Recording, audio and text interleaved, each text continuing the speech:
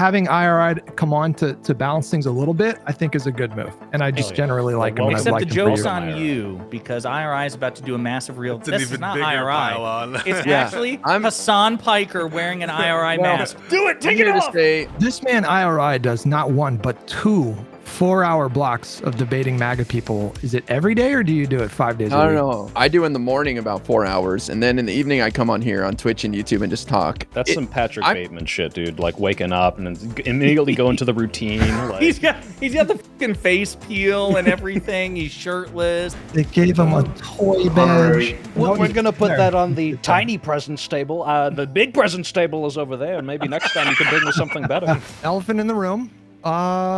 Listen, we got a new co-host. Can you hear us, brother? Are you still there? Yep. There you go. All right. Hell so yeah. It was prophesied that this man would bring balance to the force, and he's here to fulfill that prophecy. IRI, thank you so much for signing up. I really appreciate you coming on. I think you will offer insight that we will all benefit from.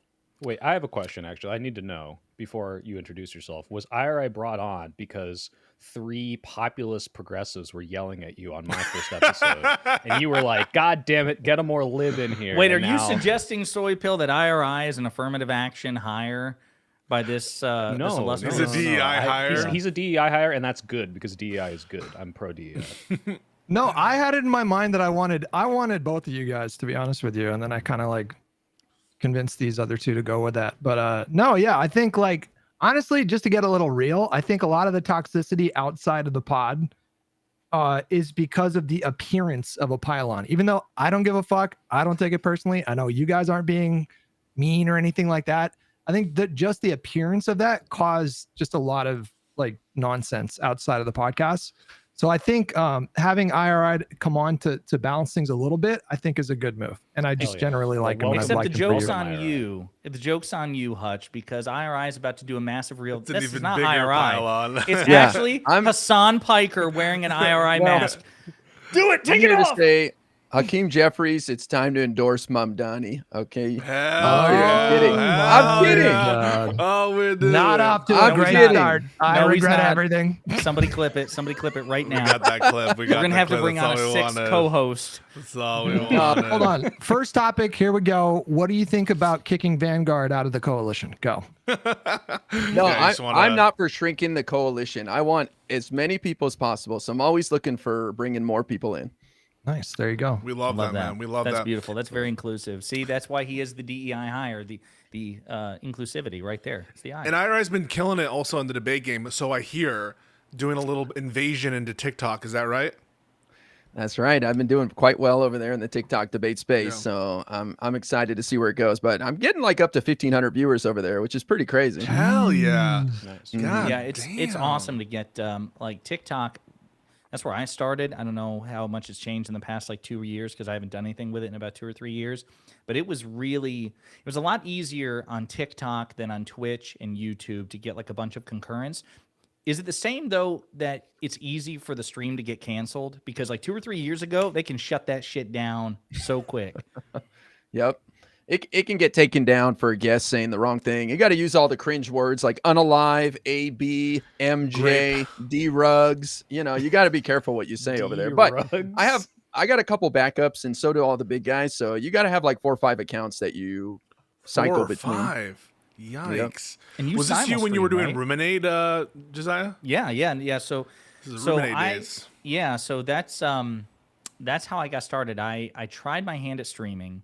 And when I wasn't getting any sort of like instant gratification from that, I was told to check out TikTok. And it was easier to get views and followers on TikTok. And that dopamine hit just meant a lot. And so then when you could go into live debates, like Staxiums and I used to do like 2v2 live debates against like people all the time. And it was a lot of fun. But quite frankly, at the time, and I don't know, maybe IRI can speak to this, the like creator monetization program wasn't shit, and I was trying to do this full time, and so Luke Beasley and Destiny were like, you need to go full time on YouTube, and so I dropped TikTok. I'm still a one-man show. I have no editors, so I don't have the bandwidth to do anything with respect to TikTok. But my understanding is the creator program is much more generous now than it was, and it has a desktop function, right, IRI, so you can simul-stream, like on YouTube and Twitch.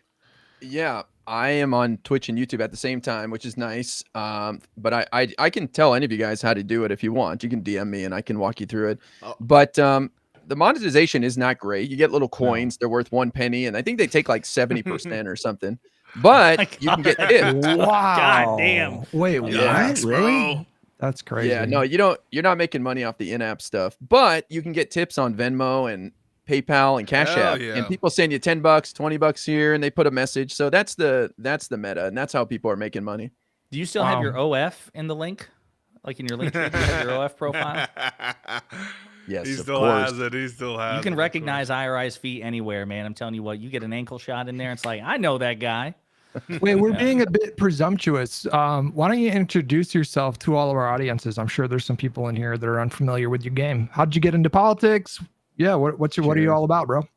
Let's see if I can give a quick version. So I've been streaming since about 2018, and I started on Twitch, and I try to focus a lot on what's going on Capitol Hill and just point out some positive stuff to people, because I feel the more you understand about your government, the more optimistic you are about the future, because it's overwhelming if all you're doing is taking in headlines. So that's pretty much my stream. I've been doing that on Twitch and YouTube for a couple of years now. I went full time in 2023, and as you guys said, I've been debating on TikTok for about a year now, since I met Dean and Parker at a Jubilee. I've been on Jubilee 6 times. I debated Ben Shapiro for Wow. 15 minutes on the border, which was great. And by the way, NPR did a piece about Jubilee and their effect on politics, and they said that the Ben Shapiro YouTube video on Jubilee was the 5th most watched piece of content for politics on YouTube during the election. And I had a big role in that, so I was like, damn, that's pretty cool. So that's why IRI, can I just say Yeah. something real quick? I actually think you're mischaracterizing it, because it's the IRI Jubilee video featuring Ben Shapiro. Let's be honest, because you fucking beat his ass in that. That was, didn't you have like the longest tenure against him, the longest sustained back and forth? I think so. Oh yeah, 50 minutes, which is unheard of on that show. You get voted off within like 5 minutes. So that was a big moment, and I was pretty nervous about it, but it was cool. It did not come off that way at all, guys. If We you were all watch proud it, of No, we can't no, watch Jubilee on here because like they have like They'll DMCA censor shit. you, yeah. But if you watch it, IRI, when he texted me, he said, "Yeah, I was nervous the whole time." I'm like, it did not show at all, bro. You Yeah, killed it. truly not. Yeah. And then and then recently I debated Jank, and we had a nice little exchange. So shit. it's been How interesting. Did that go? Well, I told him, I said, bro, you're acting like you're a political pickup artist, because you're just giving people like one trick to meet chicks, kind of like with politics, just gotta get rid of the donors, whatever. Wait, And I told him he's no bigger than, I thought he's no better than MAGA, because he Wow. just gives people No boogie better. down, but So you don't He, think he um, could pass? Was it? What is it? Wait, what's his thing? Paid family leave. You don't think he could pass paid family leave in 2 fucking weeks? IRI? Really? You don't think so? no, He I could don't do it think with him two withholding phone his vote calls, for bro. speaker would get him that. No, I don't. Did he hit you with the of course? Of course. A million times. The donors, bro. The- he got the mad. He got donor triggered. class, That guy bro. needs to practice. He needs to practice debating way more, because he got way too triggered for someone of his stature. When You're Jen more well comes, Does he known. say donors or of course? Which one? Which one to say more?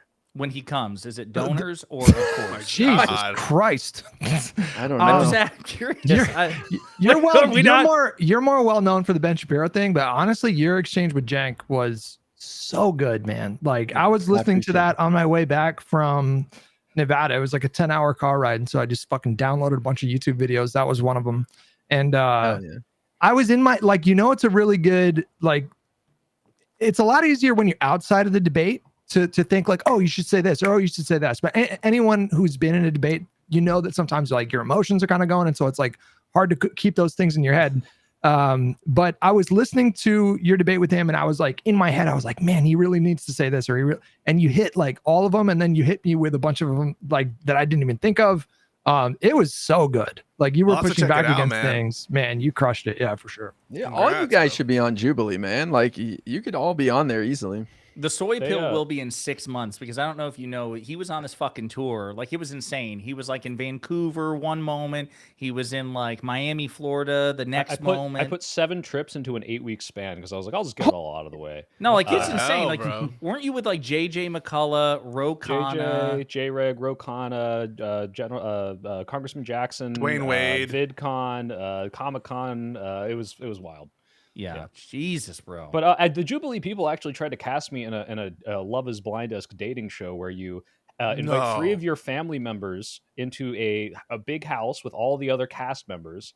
Then your family matches with the other families. They pick you out a mate in 2 weeks. Then you live together for 4 weeks while your family watches on cameras. And at the end of those 4 weeks, you have to decide whether or not you want to get married. Wait, And, are you is trolling this a right bit- now? Or I'm is not. this- I'm not trolling. They reached out. This was Wait, like while is I was this, on like my trip 5 of 7. This all happened. Is this and I Married was- at First Sight or whatever? I don't know if it has a name, but I'm sure it'll come out next year at some point. And I told them, like, I don't think I could get a single one of my family members to agree to a 6-week like commitment where they're like watching me like live with another human being.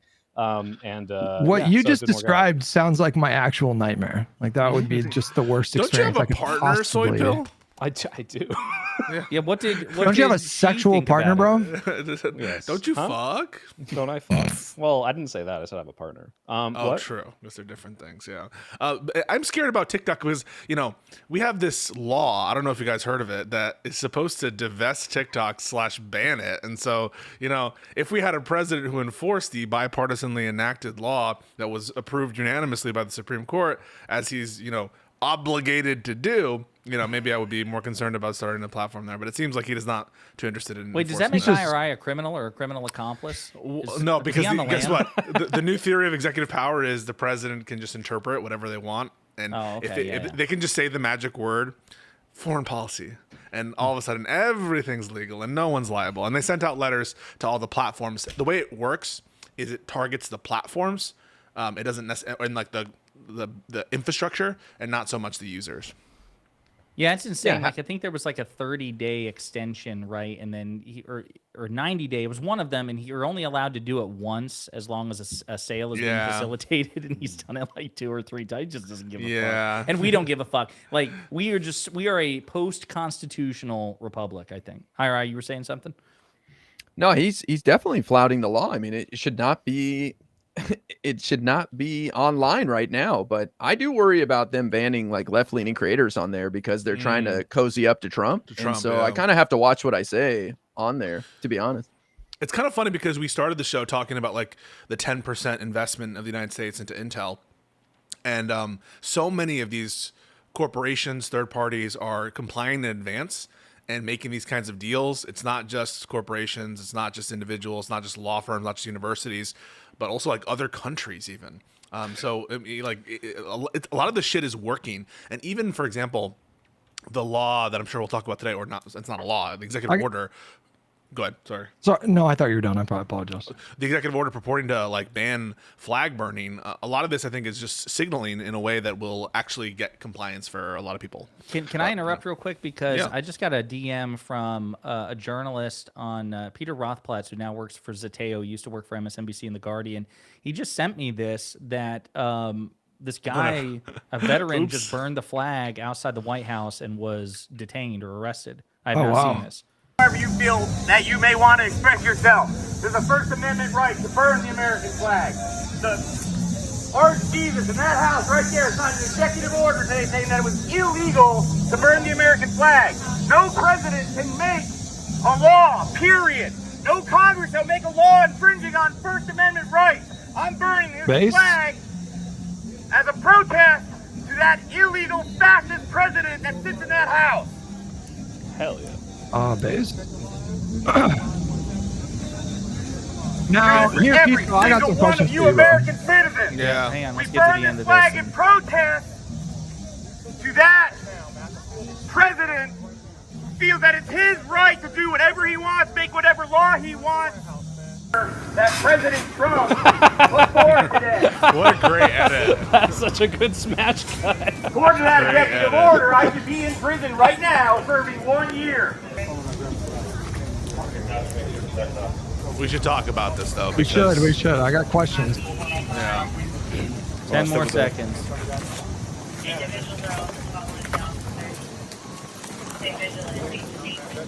Oh shit, they cuff him.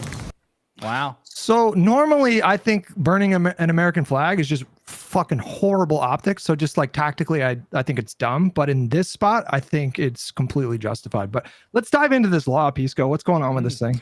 Or this Yeah, so- executive order. Executive order. I'm sorry. The executive order is purporting to target people who do flag burning, which has been since at least the 80s protected expressive conduct under the First Amendment, regardless of any sort of executive action to the contrary. The specific case we're talking about is Texas v. Johnson, and in that case it was a state law, but certainly the First Amendment applies both to federal government and to state government. Now, the thing is, though, you have to be careful.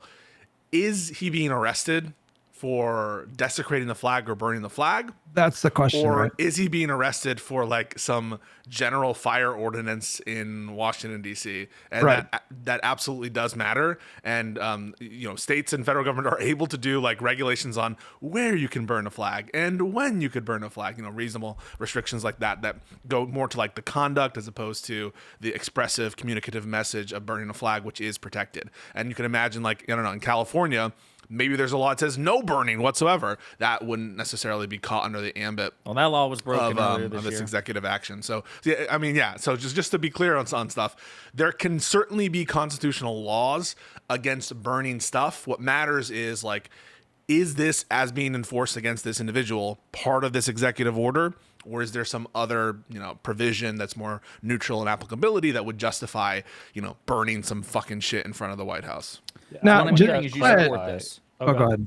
I wanted to ask Pisco because I think a lot of the right wing narrative that's going to come out about this is well, for years you got us for hate speech for burning the LGBT flag, and Yeah. what's different about this? This is my pride. So no one was done. Yeah, that didn't happen. Like, well, you're and- good. But specifically to the idea that like, well, maybe they're not arresting him for burning the flag.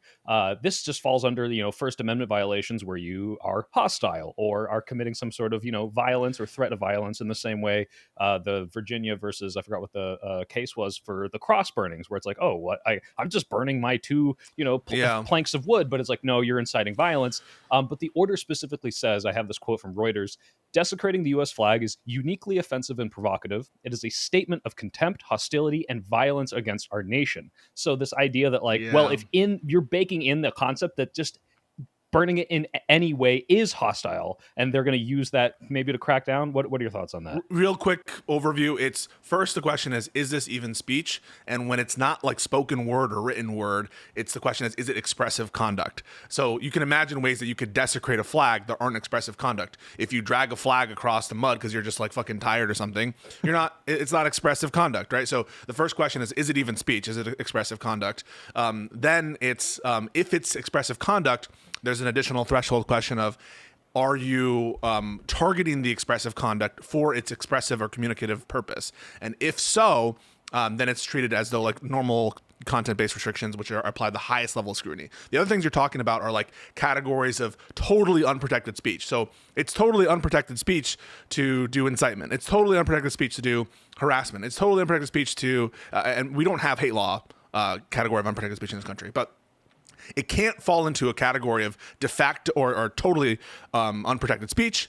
And if it is expressive conduct, it needs to be, sort of targeting its actual communicative message, which the executive order by its terms is targeting the communicative message based on what it says. This is clearly a challenge directly to Texas v. Johnson, and they're setting up for that. This tweet from Tectone on today of all days just drives me fucking insane, especially in light of that executive order. Because he asked in this tweet, question to all of the illegals on this platform: if the United States sucks so much, why did y'all try to come here? On today, when Donald Trump does this executive order, which is like very clearly like targeting the First Amendment, it's just especially ironic. Like who actually hates America here? Like, I don't know if any of us on this call would gleefully burn an American flag, but the point is that you can live in this country, you can do that, and the government can't throw you in fucking jail. That's like one of the bedrock principles of what it is to like love what this country stands for. That's going to be one of the first things that people say is like freedom of speech. But And he's also, asking Hutch, about, yeah, go ahead. like if you think about, let's say, like some South American country that like America has ravaged and like made it economically unfeasible to live in certain parts of, and they're like, hey, I want an opportunity to go live in a better country. Also, I hate that the better country that I'm living in, where it's better inside its borders, ravaged my country in the 1970s or whatever. It's possible to hold both of these things without being, contradictory, I think, as well. But yeah, I don't hate America, but I think there's a lot of valid reasons And for it's probably other people not- in other places too. I don't know who this Tectone guy is, but presumably, like, I don't even know who he's referring to. Like when I think of quote unquote illegals living in this country, I don't think of people who hate this country definitionally, right? They're coming No. here for a fucking reason. Yeah. So just the premise to me is categorically absurd. But If you just did a fucking random poll of every undocumented person living in this country, I guarantee you they're going to be so much more like pro-American than the median American, you know? Like, They're probably some of the most patriotic people out there because they're so happy to be here. But I do think we need more outward patriotism on the left. I don't know what that looks like. That's for everyone to decide. But there's this weird idea that the left hates America or something because we don't gratuitously celebrate the flag, which I find unfortunate. One thing that I love well, they about did, the Kamala's DNC. campaign. Yeah. Sorry, no, go ahead, it's exactly what you were saying, Pisco. Yeah, no. I really liked, and this is me personally. I like Kamala's message of like we're the real patriots.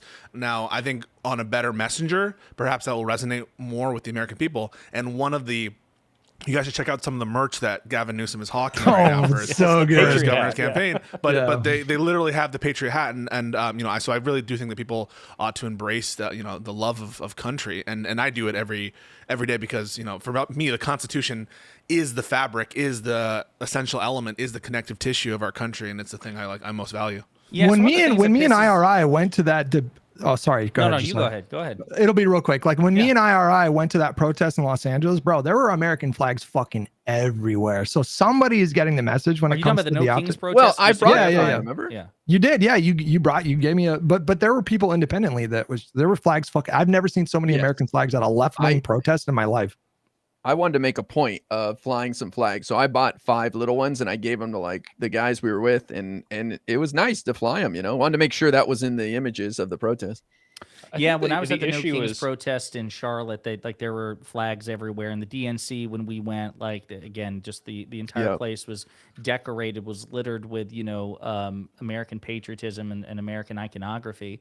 But that's the thing that's really frustrating is because MAGA is more superficially patriotic in the sense that they're more likely to wear, again, the American flag and sing that Lee fucking Greenwood song. But when it comes to like the core fundamentals of what makes this country great at its greatest, they don't give a fuck. And, I know Pisco and I constantly bitch about the presidential immunity decision, but to me, if you embrace that, that's hard to square with the notion of being a patriot because what you really want is a fucking monarch, right? So these people have no credibility to lecture anybody on what it is to be American, and Trump is really doing a full court press in this administration. I mean, with respect to museums, like we heard about, like what he's wanting to editorialize the Smithsonian. Yeah, like it's just like, bro, you have no grounds in this, and Trump doesn't actually know American history. That's the other thing. In addition to the hypocrisy of MAGA, Donald Trump is not particularly educated on American history, so again, no credibility on it. You were saying Josiah, sorry, he Bill? knows very much about the airports during the Civil War. I'm Oh, pretty bro. sure he's heard all about those. They took over the rampart. You do a better Trump than I do. Remember the quote where he's like, they took over the ramparts, the airports. Yeah, it's just, like clearly misspoke, but no, that's what I meant the whole time. Well, I was going to say though, it is funny because no matter how much people on our side are going to embrace the love of the country and the values, there's something that's inherently right-wing coded about being blindly patriotic. And we're never going to get there. And as much as we'll make fun of them with the Newsom stuff, it's the idea of like unquestioning, wavering support for whoever's in power is very right-wing coded. And so that's why, like, even when Newsom makes these hats that say patriot on it to make fun of the whole Trump phenomenon, People if will you wear mistake one of that those for out, a Trump hat. Yeah. yeah, if you wear one of those out, people are going to think you're right wing, even Yeah. though it's the Newsom thing. And that's unfortunate because I do love America and I want to promote patriotism, but that dogmatic blind thing is always going to belong to the right. So Can I play this 40-second clip on the topic of Newsom merch? He seems to have found ground, legs, with the left by mocking President Trump. Like a ChatGPT personality, he's just borrowing. Did he fuck that up? Was he like... It's Bidenism that's going around. Now, Wait, from one more President- time. I'm curious. By mocking President Trump. Like a ChatGPT personality, he's Oh, just he borrowing misspoke. now from President Trump. Fucking copying loser. his style Retire. with X posts. Now he's even going for his own MAGA-style merch. The shop includes items like Newsom was right about everything hat. Or he has a I'm buying that, Newsom by the way. 2026 mug. He even has a Bible priced at $100. It's a joke. This I think was a meme. I don't think he was Sold actually out. selling Bibles, but he should have though. Personality. He absolutely fucking should. And then I'm going to start going to church, and I'm going to start bringing that with me if he sells a Newsom Bible just to troll people. Did you guys see Newsom the 26 very good one? political cartoon? And it was some MAGA guy being like, "This is ridiculous and offensive," and it's Gavin Newsom holding a mirror up to him, and Yeah. it's like, "I'm just doing what you've been doing," and I think, yeah, he's nailed it definitely. Well, I'm curious, IRI, because you and Hutch both call Governor Newsom your governor, and I'm curious, how do you think he's doing? Are you pleased with the Newsom-nator? That's what I'm gonna start calling him. I don't know if that's a thing. I'm very pleased. The Newsom 26 is interesting because he's term limited. So it's like suggesting term limits are just a suggestion, right? He's not running. He doesn't want to run for governor again, but it kind of really puts that in the face of MAGA. I think his referendum's going to win, though. We only have like 60 days till it gets on the ballot, but I think it's going to do well. And I don't know if you guys want to get a discussion of what comes from that, but I'll let Hutch weigh in on what he thinks of Gavin, but I think he's doing great. I'll go further and I'll say, like, I don't know how much better he could be doing right now. Like, if you think about it, all the stars are aligning for him politically. It's just really good timing. So this referendum's coming up, and so now he gets to position himself in the middle of this fight in California that has relevance all over the country. And so he's going to be in the news for like the next 2 months. I mean, he didn't really angle for that, but like he was just in the right place at the right time. And this is happening at the same time that his social media team are just putting on an absolute clinic for how to raise someone's national profile. So they all got in a room and they just started spitballing ideas because he's obviously going to run in 2028, and one of the first things you got to do is to raise your name recognition and get people talking about you. Can you imagine a situation where more people are talking about? I mean, I really think like they executed on this like basically perfectly. There's a simpleness to it that there's like kind of like a simple elegance to it that makes it kind of brilliant. Like it's not brilliant because it's go ahead. Counterpoint. Okay, yeah. Oh, never mind. Face Nina Turner. Let it be known you brought in black pill lefties into this conversation. It wasn't me. How long was she talking about do nothing Democrats, and now there was that big thread on the gerrymandering in California, and she's like, who wins in this scenario? We should just let them do it. I cannot believe that this is a former Bernie staffer, right? Like that's insane to me. Well, I can kind of believe that, but I will say, I love Bernie. Hutch, you're like, no, I can believe it. I love Bernie, but some of the staffers are just a little whatever. Brianna Joy I can pick some nits. So we needed the 52-0 map. There's no reason not to do it. I understand it's like, but we should counter perfectly with the Texas. No, why did we do 52-0? That's a big mistake. Stupid. There's a lot of discourse about Newsom and questioning his sort of progressive bona fides because, there's a couple things that really stand out. Like there was one, he did a photo op where he was taking down some homeless encampments a couple months ago. And he very obviously did that because he's planning on running in 2028. And he needs to have like a visual of him doing that. And he made a comment about trans people in sports when he was doing his podcast with Charlie Kirk. And now a particular section of the internet that I won't mention, but they're really going after him for those things.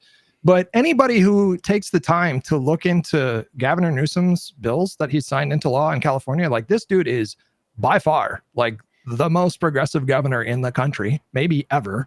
He's passed over a dozen bills, like literally protecting trans children. We've allocated tens of billions of dollars to fight homelessness in this country, and we've helped to house like thousands of people. Like there's a slow rollout. I think there's room to criticize the way that program has been rolled out, but he's out there like walking the walk in terms of progressive bona fides in ways that none of the people that are criticizing him have even bothered to study up on at all. And what about you, IRI, before all this went down? What did you think of Governor Newsom before he started to step up in this way? Before, I liked him a lot. I love when he picked a fight with DeSantis in Florida and had that debate for no reason, just for the love of the game. I thought this guy is awesome. So he was given a gift by the redistricting in Texas because there's only been a couple of paths to controlling the House in the last few election cycles, and they've mostly gone through districts in New York and California. And now the California ones are going to be off the table for a couple of election cycles, and New York's probably going to redistrict as well, though those maps won't be usable until the next election in 2028. Mm-hmm. That being said, if we take those districts off the map, we might control the House for many years to come because these jackals in Texas decided to pick a fight. Don't poke the bear. Nate Silver said as much, by the way, and it's just a matter of Democrats making the choice, the decision to be fighters as opposed to pushovers and being feckless. And if Democrats don't just be responsive, be proactive. If you really want to get rid of political gerrymandering, then the best thing you can do is usher in a whomping in 2026 and 2028 for the Democrats, because they absolutely will, given the power, get independent redistricting across the country. It's constitutional. All we need is a law. We just need the will to actually fight fire with the rules that the Supreme Court established for us in the Rucho versus Common Cause decision. With zero defections. Like if we actually got a trifecta, and if by some miracle, which Laksha, he said the best that Democrats can hope for, I think, was 53 or 54 seats. But if by some miracle we got 60 Democrat senators or democratically aligned senators, including independents like Bernie, they would pass the John Lewis voting rights bill, and then the other filibuster reform. We're just get rid of the filibuster. Yeah, just get rid of the filibuster. Or I mean, maybe I don't know. We get a couple more option. progressive. I mean, I think that when nuclear proliferation is happening, what you're supposed to do is not build up your arsenal at all and make sure your opponent can do everything in their power to have all the leverage against you. Yeah, I'm actually kind of because embarrassed you can't be seen as just as bad as them, right? Yeah, I'm kind of embarrassed that Hutch and IRI and Pisco are wanting to fight fire with fire. When you do that, all you get is more fire. Okay, and we have to stand on principle. fire.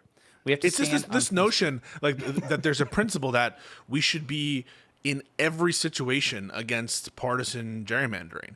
That's a stupid principle to have. I think a better principle is we're in favor of nonpartisan redistricting if and only if everyone has to do it and everyone plays by the same rules. That's a much smarter principle. So I just don't know why people would be in principle committed to this no partisan gerrymandering, even if the other side is doing it and facing no penalty for doing it and getting all the benefits from it. IRI, did you hear about that progressive state? You have a bicameral legislature in California, right? Yeah. I can't remember if it was part of the state assembly or the state house, state senate. I don't know what your bicameral legislature is comprised of, but his first name is Alex, and he went viral. Brian Tyler Cohen just ripped him a new asshole. Lee, assembly member. Lee? Yeah, assembly member Lee. Yeah. Because he was like, he also kind of adopted the Nina Turner approach, like, oh, this is a race to the bottom. We can't do this. And I'm curious, when I know it passed the legislature, so at this point it's only the November 4th ballot initiative, but do you expect any sort of, now that it's passed the legislature, between now and the referendum, do you expect any sort of outspoken Democrats within California to speak up about it, or do you think that they have pretty much fallen in line and will shut up? Yeah, I don't think there's a lane to speak against it, because for me, this is an opportunity to sour people on gerrymandering nationwide. And I've actually had a lot of conservatives that I've talked to on TikTok in debates tell me, I'm not happy with gerrymandering, like on both sides. And I think that if we go as far as we can with this nuclear gerrymandering war, we might end up on the other side a couple years from now getting rid of gerrymandering. So to me, this is a path to getting rid of gerrymandering, because I think this is one of the biggest problems in America. We end up sending lunatics like Marjorie Taylor Greene to Congress. Congress can't get anything done. They can't update our laws. And I think a lot of our problems in this country stem from outdated laws, not addressing modern day problems. Yeah, no, I think what you touched on there is perfect. The idea that not only are we fighting back and showing, hey, we're not going to let you just steal all these seats, but it's also poisoning the idea of gerrymandering against the people who just weren't on board with that now. And once you've woken those people up to the idea of being against it, it's like, okay, well, hey, guess what? Once we're in power, we will get rid of this. So support us if you don't like gerrymandering. Meanwhile, the Republicans have never, ever run on the platform of de-escalating. Well, one is actually one actually from California, congressman. He's a member of the House of Representatives. Is it Kevin Kiley, who has introduced legislation? Kiley, Kiley, and he's blowing up Mike Johnson on Twitter, like, hey, I want you to bring this to a floor and let's vote and let's end this gerrymandering arms race with a federal gerrymandering ban. Chance, no shot, it's never just going to happen. Epstein files, well, right? he's It's like, oh, you care about this? All right, cool. Here's the bill. Release them. Yeah. Well, I mean, Never gonna happen. His district is on the chopping block, and I think he's looking out for himself. Well, But Eric Swalwell's been clowning on him nonstop about it.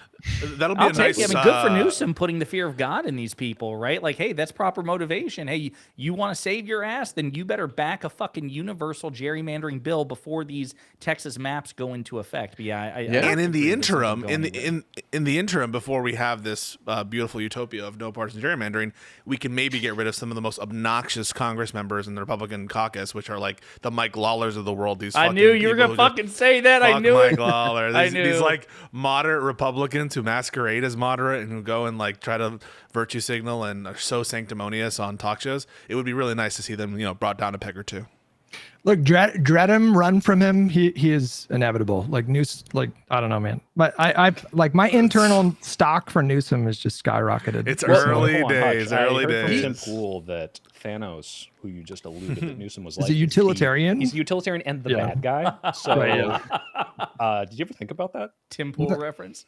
I mean, I feel like even if you don't like Newsom, I feel like you should still, number one, be able to appreciate just how much he's put on a clinic for how to raise your national profile. But also number two, like he's doing a good job of acting as a foil for Trump. Like every time he's getting these successful dunks, like Trump looks a little bit silly. And so you should be rooting for him in that respect. And then you can root against him in the primary. But Yeah, I mean, let's look at the initial dividends that this is paying here. So You guys keep saying Newsom that, like stocks, raises- dividends. Is there a Newsom coin I can invest in, or not yet. That's It's coming. more their capitalist framing now that we lost our only socialist. Exactly. Well, again, we're becoming slowly a command economy under the Private Trump property is administration. theft, my So, friend.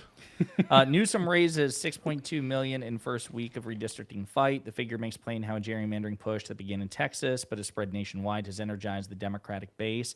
And I'm pretty sure in the betting markets, he is the clear lead. I mean, certainly not a majority, but he's the plurality in the betting markets for the Democratic primary. Obviously, that could change. And his approval rating among California Democrats, I think, is like tripled. I think it was like 25% of California Democrats polled in 2023 wanted him to run for president, and now it's 75%.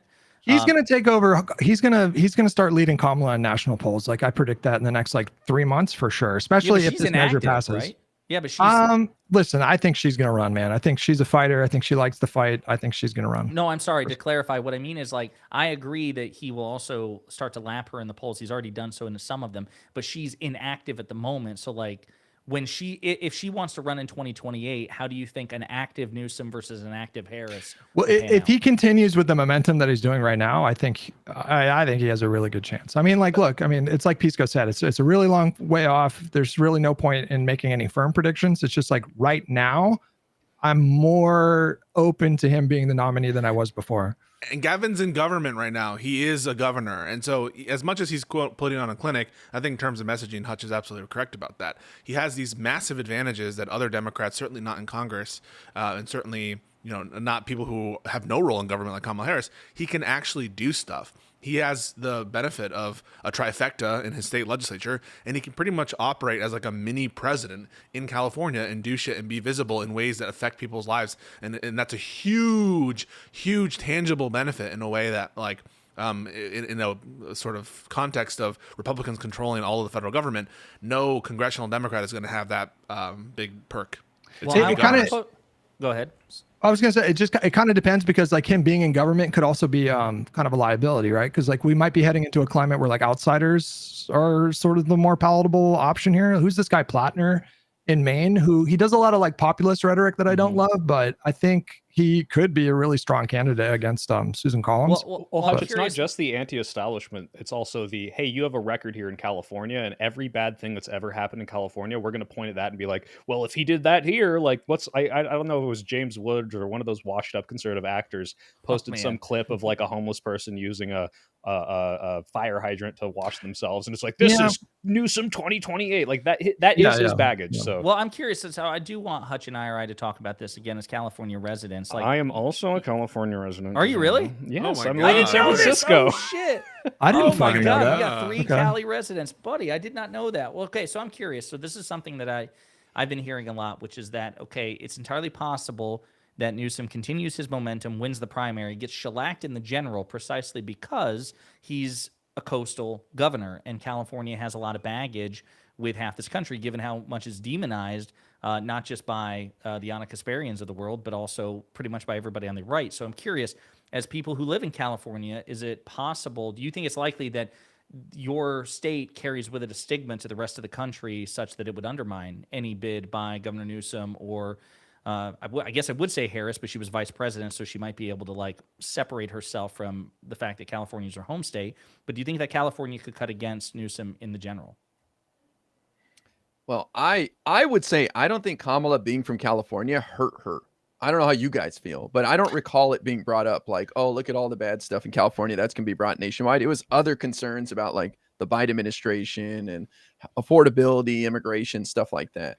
Well, I just think. Well, go ahead. Well, I was just gonna say, like, I feel like Gavin Newsom, he's like the embodiment of California because of the right-wing attacks, and like they've tried to associate California with just like bad, crazy left-wing politics. I don't know if she was ever known for being like a California politician when she was in national politics, you know? Well, she was, Hutch, and this is funny because they tried to get her on this in the same way that during the primary, the Bernie voters were attacking her for being too strict on, what was it, truancy? Yeah, and they called her a crime, cop, right? because Yeah. she was in law then. AG was she? I think not district attorney. She The was district attorney attorney general, in right? San Francisco, and then the AG. Yeah, in San Francisco, and then AG, right? So the problem is the Republicans tried to bring those things up as a, see, look, these things were bad. These were mudsling attacks in the primary, but that's their platform is, oh yeah, I want to crack down on weed and law and order. So it didn't really work. But I think to the extent to which California is going to be a liability for independent voters, not really. The idea that California is this communist, overrun, like horrible state is very much like in the right wing bubble. When you talk to independents, they're like, oh, I love San Francisco, I love LA, I love going there and traveling. The only downside is really that like all the gun nuts, you tell them you're from California and the first response is, oh, I'm sorry. I'm sorry you live there. But they're already bought into this California idea. I don't think they're going to see Newsom on the main stage and be like, oh God, like, well, before I didn't hate California, but now they've shown me the poop map. Ron DeSantis held up the poop map of San Francisco and I can't possibly vote for him. I'm by the way, in sort of to address a comment, I forget who said it about the populist mood of the country. I think this is Hutch and co-signed by others about the California stuff. I think that the vibes of populism are more have to do with like a person's personality almost. Like JD Vance, if anything, right? He does come from he has like the privilege accolades. Like he worked for this, I think it was venture capitalist. He went to Yale Law School, that kind of thing. But he comes from kind of humble roots. And he is embracing a kind of aversion, or at least, policy-wise, he tries to present himself as more populist. But he just doesn't carry that vibe. And so, in the present moment, I think the Democratic Party, if we're really talking about who's going to be nominated, I think that they want someone with fight.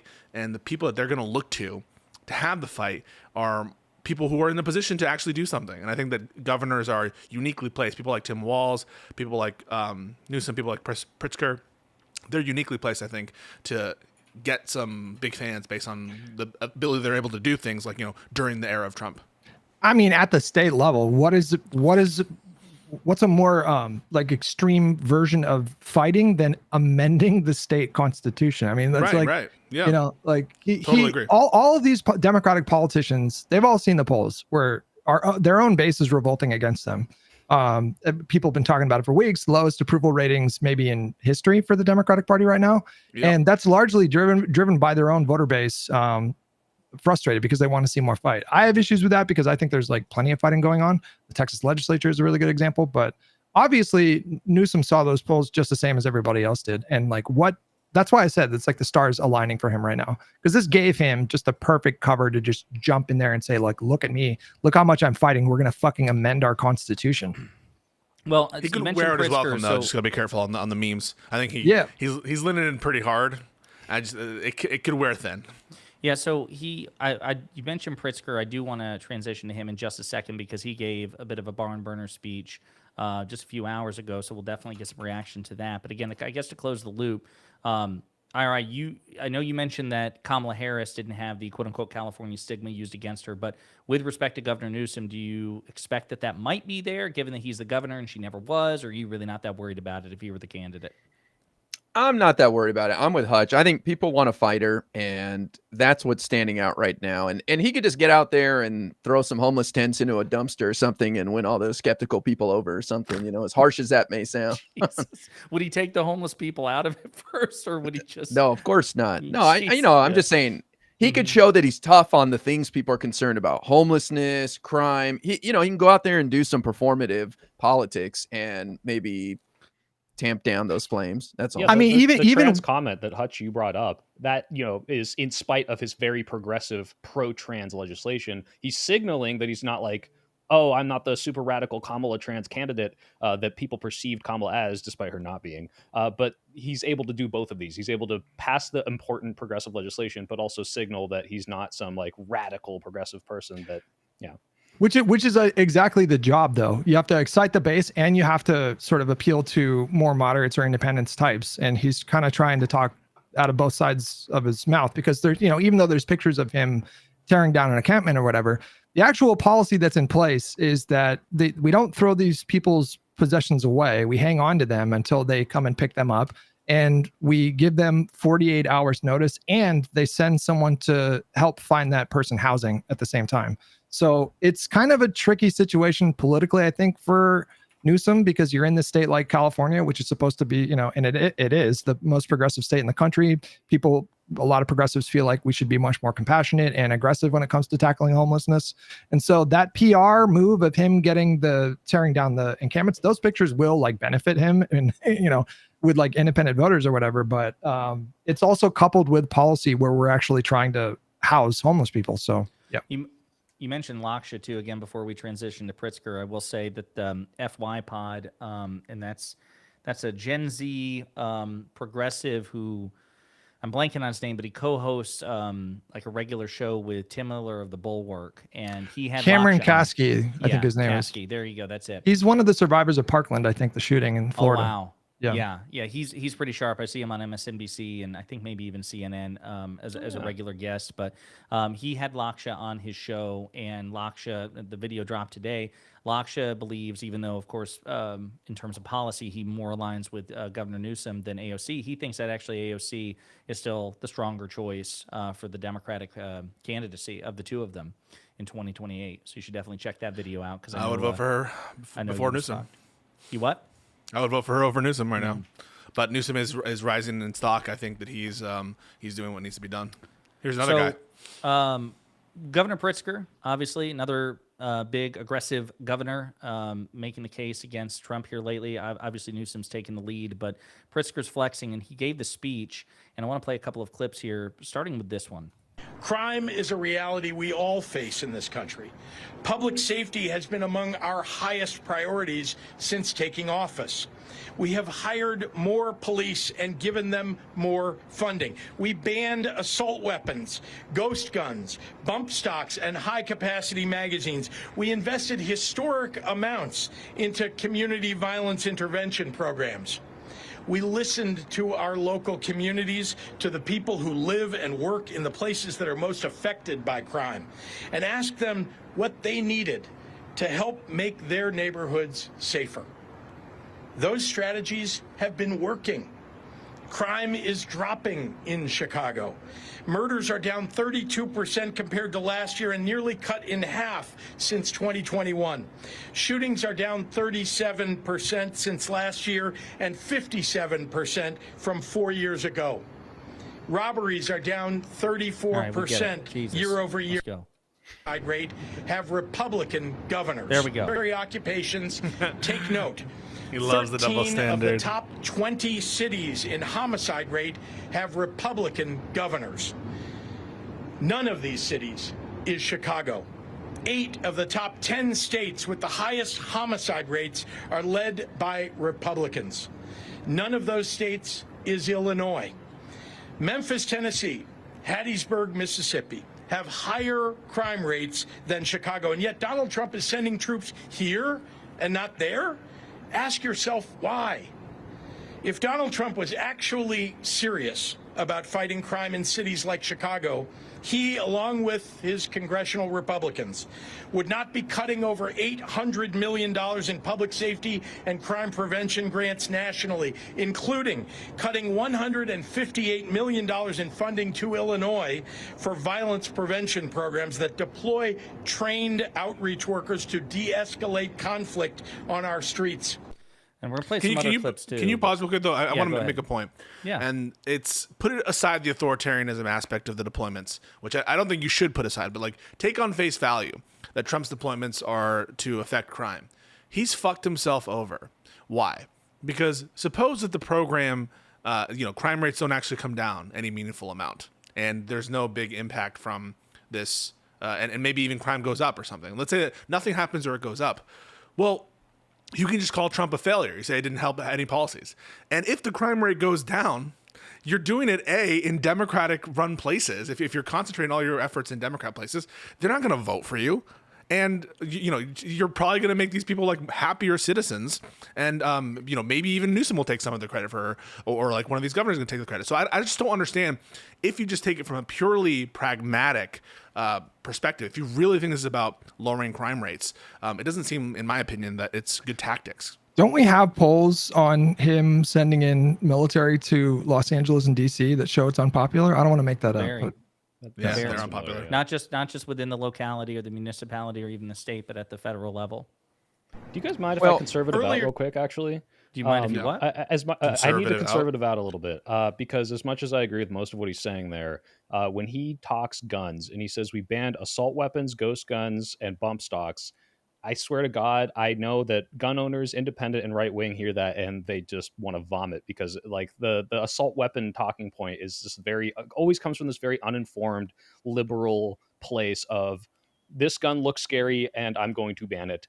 And I think that, I mean, I don't know if he's going to run, but that he hurts a lot probably with has a lot of independents. pressure on him being, governor of a state that has the city with the worst gun violence in the country, besides DC. But I guess that's not a state. But I'm sure he's got a lot of pressure on him because of Chicago. So I mean, Yeah. I agree with you. I just think that's I probably had a where that feeling comes you would, Hutch. I was like, Hutch plays video games. He knows. Well, from. build on what Yeah, go ahead. build on what Soy Pill is saying is the problem is people don't know where you're drawing the line, so they think what comes next. And I think that's the lesson for me from 2024 is we got to draw the line for people so their imagination doesn't run wild.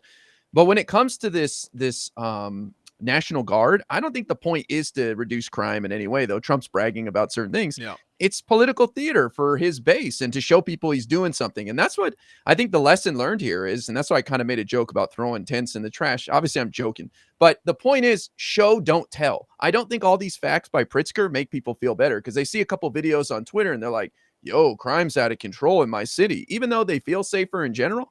So it doesn't make people feel better to be like, violent crime is down 30%. You got to be performative in today's social media day and age.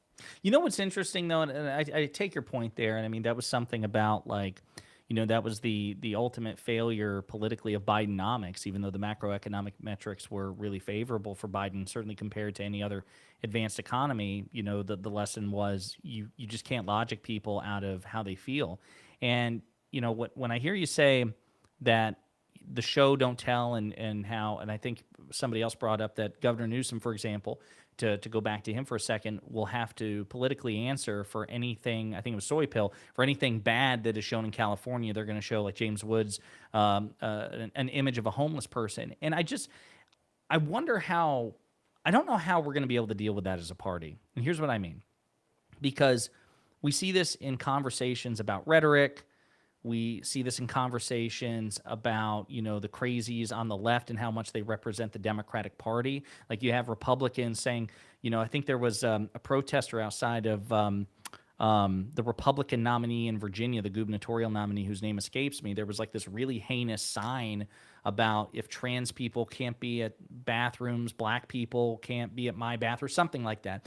And Republicans have run roughshod with it. Now, this is just a random person at a protest, and they're being, now representative of the entire Democratic Party, or at least the Republican propaganda machine is trying to make that happen. I just don't know, given like the complex influences, like I think Pisco just said, Pritzker's probably got a lot of pressure on him, being the governor of a blue state. Like you put all this together, I don't know how we as a party can do well in an environment where any stray image or any stray comment is representative of the party in the worst possible way. Meanwhile, you have all sorts of unhinged fascist imagery coming out of the Trump administration, and it doesn't seem to be landing as much. Like, you guys know what I'm talking about? Seems like no, yeah, this was our whole debate, Josiah, that I had with Wick, and it's like, look, we played this game for a while, which is, we can't stoop to their level, we can't be mean, we got to take the high road, and it's like, no, because they're just going to take, no matter what, if we are perfect in everything, they're going to take some Twitter guy with 2 followers and a like on a tweet and turn that into the entire campaign messaging. That's why the she's for they them thing works so well. So as long as we don't hold ourselves to some absurd standard, and I think Newsom is breaking from that form and saying, look, fuck it, I'm going to go and do whatever it takes to fight back, I don't think that's going to be an issue, because they're not going to do it. So, but go ahead, Hutch. I want to put a different spin on what you said, because I had Laksha's voice kind of in the back of my mind, reminding me of what he's he in said there at with the you, time. isn't he? Laksha. I keep him in the closet. Yeah, I feed him fish and stuff. But All right.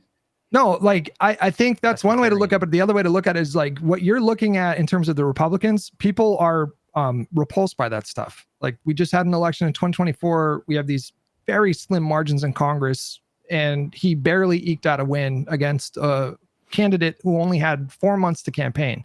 And the rest of the incumbent parties around the world are losing by a lot more. So I don't know. I feel like it's understandable to take that position right after an election loss, but I think there are so many good reasons to feel optimistic going into 2026 and 2028. Well, IRI is the eternal optimist here, so I'm definitely interested in what he has to say, especially since this tangent kind of began with him. But I'm thinking about it, and like even going back to the conversation with Laksha, which is, he's like, listen, Republicans underperform, and I'm like, that's actually kind of fucking scary, isn't it? Like, I'm glad they're underperforming, but it's like Congress and the presidency have been changing hands fairly regularly, so it's like Republicans underperforming is comparable to Democrats our overperforming is only comparable to their underperform. You know what I'm saying? She didn't overperform though in 2024. So no. Well, I mean, no, the Democratic Party, as you often point out, just the Democratic Party collectively over the past several election cycles has done extremely well, all things considered. We overperformed in 2023. In some ways, you could say we overperformed in 2022, the midterms, because we didn't lose by much to the House. We definitely did very overperformed. well. Yeah. So that's what I'm saying.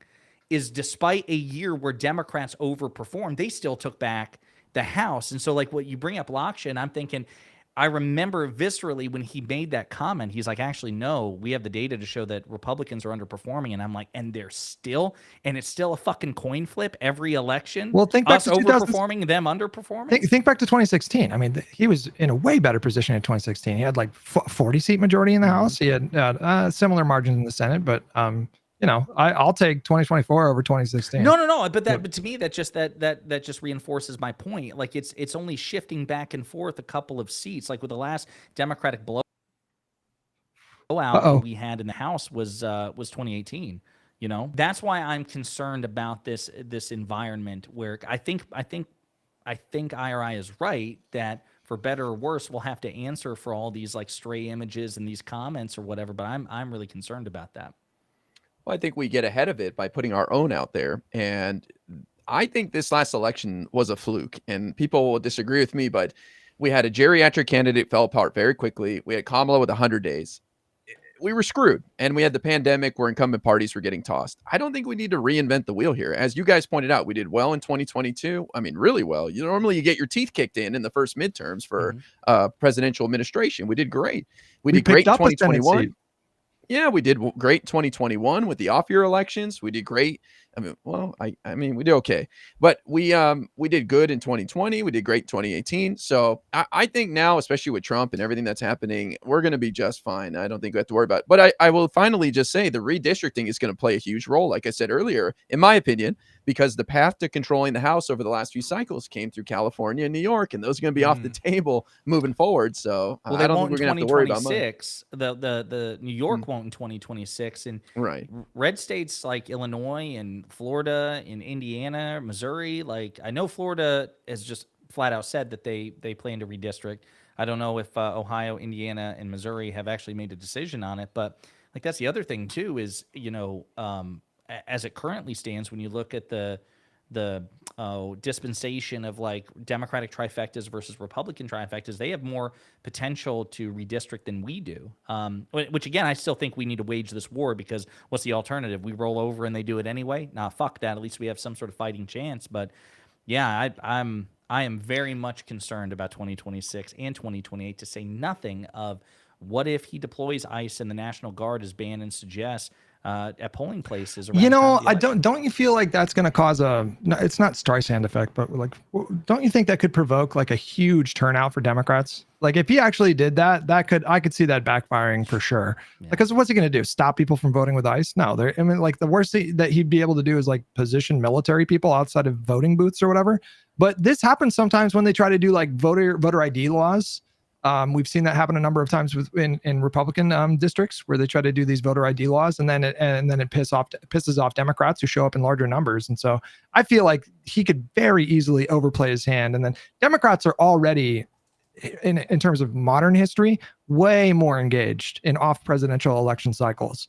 And if you add that on top of it, bro, that would motivate me like fuck. I mean, I'm gonna vote in every election, but yeah. Well, no, Hutch, I want to add to that. Like one of the most plausible defenses for the Trump sycophants in the past 10 years has been, oh, like you're calling him a fascist dictator, but oh, come on, he's just doing this or he's just doing that. And as soon as he does something that's so optically bad that they can't defend, that is going to win over everyone. It's like just unequivocally like, oh shit, he is putting the military at the place where you're supposed to vote and trying to scare people away from voting. Like you can't hide that. You can't obscure that between some like state Supreme Court law about an ID that sometimes black people don't have, and you got to explain this to people. It's like, nope, here's the guns pointed at the people trying to vote. I think that's going to invigorate people way more than anything else he does. Also, like, he is for sure diminishing. Donald Trump is for sure. Like, I don't know if you guys do you want to talk about the bruise? Bro, I mean, there's the bruise, but like he did two things today. Wow, the first thing he did was he was in the Oval Office with the president of South Korea. Bro, that no, hold on. I'm thinking of when he was signing the executive orders, he spoke off the cuff for, I don't know, 20 minutes or something like that. And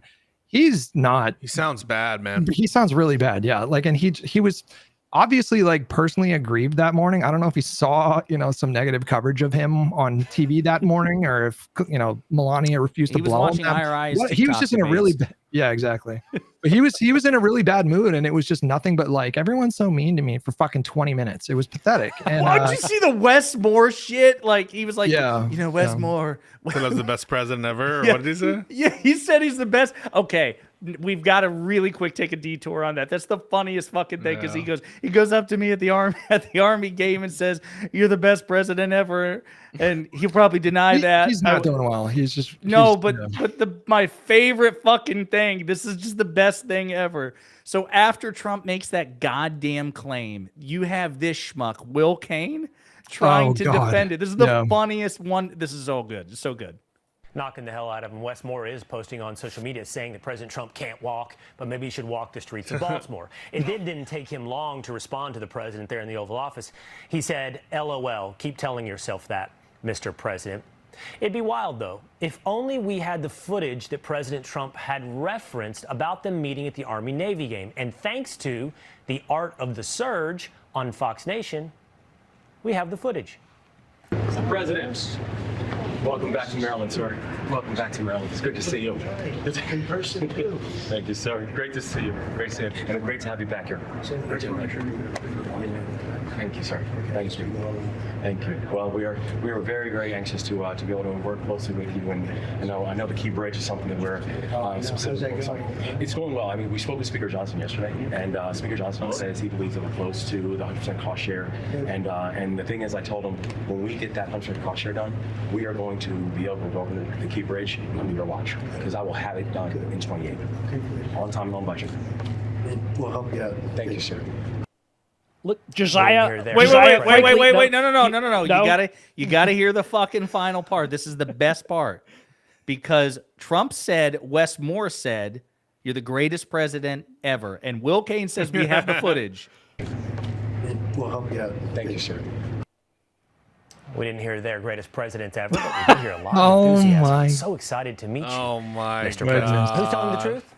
We'll let you decide. What? No, Josiah, you don't know about this thing. It's called body language. It's what they're saying. They're saying, look, you can see it in his eyes. You look at him, he's saying, I love you, Mr. President. He's looking right at me. He's not breaking eye contact. And just because he didn't use words, you can read it on his face, okay? So just because you don't know.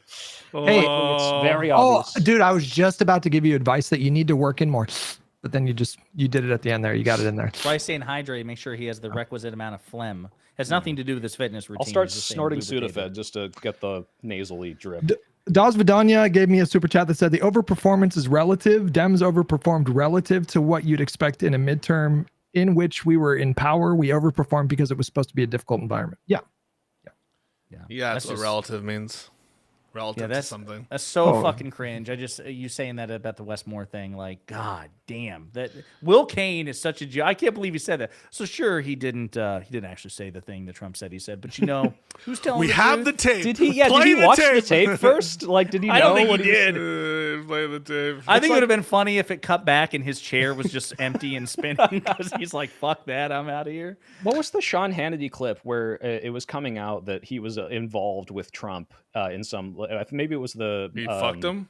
the felony cases, and he's like, anyway, who cares about that? Let's go to this high-speed chase, and just like immediately like ignores the clip. Oh, I think I know what you're talking No, about. I don't know what you're talking about. These Fox people always do that. Whenever there's some like horrible news cycle, they did it with Epstein too. When he was in the news, they were like not talking about it. Who cares? Who cares? Yeah, who cares about Epstein? Speaking of Epstein, did you hear that Trump was really nice in every encounter he had with Ghislaine Maxwell and did nothing wrong at all? Totally exonerated. Yeah. Totally But the funny thing is, she exonerated everybody, including herself. So it's kind of hard for the MAGA to believe it. But although she did confirm, and we have this confirmed, Epstein did not kill himself. So at least we have that. And she's now in a minimum security prison where they have like yoga instructions. A child rape, a literal child rapist is in a minimum security prison. Yeah, that's fucking insane. Yeah. I bet she'll get a pardon. I bet she'll get a pardon. Pisco, remind me of this. Like I've been reading, given her status, that transfer goes against Bureau of Prison policy, right? Like you have to have. I have no clue, dude. What does policy mean these days? Policy just means whatever fair. Trump wants. Yeah, that's true. Well, she had to get a waiver. She's from what I read, she's the only prisoner with her type of record that is in minimum security right now. So it's definitely some favors. Wait, it's totally the auto pen for the deputy AG, who was Trump's personal lawyer, to conduct an actual interview of a key witness, a key criminal, a key convicted sex criminal, and do it in such a brazen way when she's angling for a pardon. That's totally normal, and the transfer is also very, very normal. Just like the Qatari plane, which we're not talking about anymore. Just like because we forgot, like you said it, and I forgot about it. I fucking forgot. It didn't exist. It's like I don't have there's a no theory of a object mind. permanence. Yeah, there's no object permanence when it comes to Trump being a fucking authoritarian or fucking corrupt. We have all, yeah. The fucking South Park episode from last week was so vindicated this week. I don't know if you guys saw the South Park episode. There's a clip where a bunch of world leaders are showing up and giving him like a gift and saying he doesn't have a tiny penis. And then like just today he was just like, look at this thing I got over here. He gave me a gold fucking World Cup thing. Like it was so vindicated so perfectly. It's so embarrassing. I did a video about it. Like I was reviewing the second part of that Oval Office executive order signing that you mentioned. And I didn't see all the clips because sometimes I just like to do like a reaction in the shot. And I might have seen this, but did you see the one where they give him a fucking badge? Did you see this? It's the cringiest shit. It's like Herschel Walker. It's like Herschel Walker all over again. They gave him a golden fucking sheriff's badge with a cuff key pocketed into it because he's uncuffing law enforcement. It is of all of the clips from today, and there were some bad ones. I think in some ways this is the most embarrassing. This is just so cringe. Well, excuse me, I think Gadi Serralta had something he wanted to give you on behalf of all the law enforcement who are out there every single night. Yes, thank you for putting me in charge of this surge as the director of the United States Marshal Service. It's the also hiding his hand a lot in this clip. It was created in 1789. So on behalf of all the federal law enforcement agencies that we're working with and those that have yet to join the team, we thought it was only appropriate to present you with they gave him a toy badge. United States Marshal Service badge. Oh my God. And this badge comes with this little item right here. He's like a fucking toddler. Yeah, bro. Yeah. Which is a handcuff. It's a Happy Meal. Mr. President, because you continue through your policies and your efforts with your staff to unhandcuff law enforcement officers all over this nation. Yeah, and I can tell you personally. That's Sheriff Deputy President Trump to you, buddy. This is you can continue my personal butt plug, sir, and I want you to use it. I'll save that and put it someplace up. He's hiding his hand, by the way. Watch. Yeah, we're going to put that on the tiny president's table. The big president's table is over there, and maybe next time you can bring me something better. Wow. Man. The tone of their voice. That's the thing it kills. It's really not just the badge. It's how they act, the tone of their voice, like he jumps up an octave. You saw Pam, the fucking Attorney General of the United States goes, and I think that the marshal here has something for you. And He's got like, a badge for you, honey. What do you say, What do Mr. you say? President? You know what, dude? JD Vance busts through the fucking door like Kool-Aid Wait. Man. He's like, "Did you even say thank you?" Somebody clip this and send it to Gavin Newsom's people. Newsom should send him a fucking play fire truck. Like he should literally send it to him, take a picture of it. Because Trump today, he keeps saying this lie. It's the craziest lie that he ever says. He keeps repeating this lie that he put out the fires in California by releasing that water from Central California. Not a drop. Or IRI or Soy Pill give him credit for that? Did any of you? We did not say thank Doesn't you. deserve it. He keeps saying it, and no one in his orbit has the nerve to tell Stop him. the fire. "Sir." I'm actually on the wait list for the gift queue, but there's just so many people in line. It's going to take a while. He should send him Blaming straight up. DEI is better than blaming the river at this point. I'm curious, IRI, when you have these, because at this point it sounds like you do more debates with MAGA people than probably all of us combined at this point, even Pisco. I'm curious, when this shit comes up, like, do people defend it, or they're like, nah, yeah, this is actually kind of cringe that he's acting like a fucking spoiled boy king and being treated that, like, that's actually kind of patronizing, isn't it? Like, any self-respecting chief executive be like, why are you talking to me Would like you that? just, yeah. He looks like he's fucking infirm. He looks like he's not doing well. But no, Has anyone IRI, walked seriously, up like, and done the little like this, like right in front of him, like, oh, Mr. President, will you please give our union some money? They don't care about any of this. They don't watch this stuff. To them, it's just about the border. It's about the National Guard is based coming in and bringing down crime. Just not one nonsensical thing after another. But they don't see this stuff. They don't care. This man IRI does not one but 2 4-hour blocks of debating MAGA people. Is it every day, or do you do it 5 days a week? No. I do in the morning about 4 hours, and then in the evening I come on here on Twitch and YouTube and just talk. Oh, okay. I don't debate in the evening. I mean, I would if I could, though. I mean, even that 4 hours every day debating MAGA people. I don't know if I could do that. That's some Patrick Bateman shit, dude. Like waking up and then immediately go into the routine. Like he's got the fucking face peel and everything. He's shirtless. There is a concept of an IRI, but I'm simply not there. Oh, it's a great learning experience. I hear the talking points straight from them, and it makes me okay. I got to go look this up. I got to go see what this is about. You know what I mean? Are you? Would you say you are a measurably better debater than you were 6 months ago? Oh, huge. My audience numbers reflect that. I started out at like 200, 250 viewers, and now I'm upwards of 1,500. So, and that's not because of raids or anything. And, that's because I think I've gotten much better at debating. But it made me reflect on, why do I have my positions, like why is crime down 30% in DC? So I look a little further into this stuff. What have they enforced? What have they put into play to make it happen? So it just makes me research a little more. You had a moment that I saw on Twitter go viral a couple of weeks ago. I don't know if anybody else saw it, but you were having a conversation with, I guess, a regretful MAGA voter. You basically hung up on her. Can you walk us through what the fuck happened there? Because even wait, is there a clip of that? Put it up. Let's see it. If you've got the link, I will absolutely play it. Do you have that link handy, IRI? Maybe somebody in my channel can link it. I'll find it. It got all the way to like the top of live stream fail, which is hilarious because what am I doing on there? But no, basically I get a lot of people call in that are regretting their decision. I don't believe half of them. So I'm usually kind of skeptical, like, all right, what are you doing here?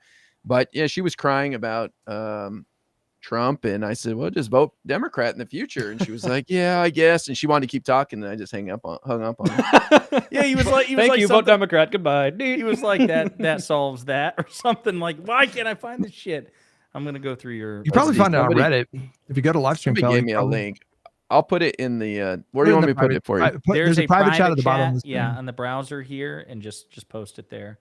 It's where Hutch sends all his dick pics, so we'll scroll.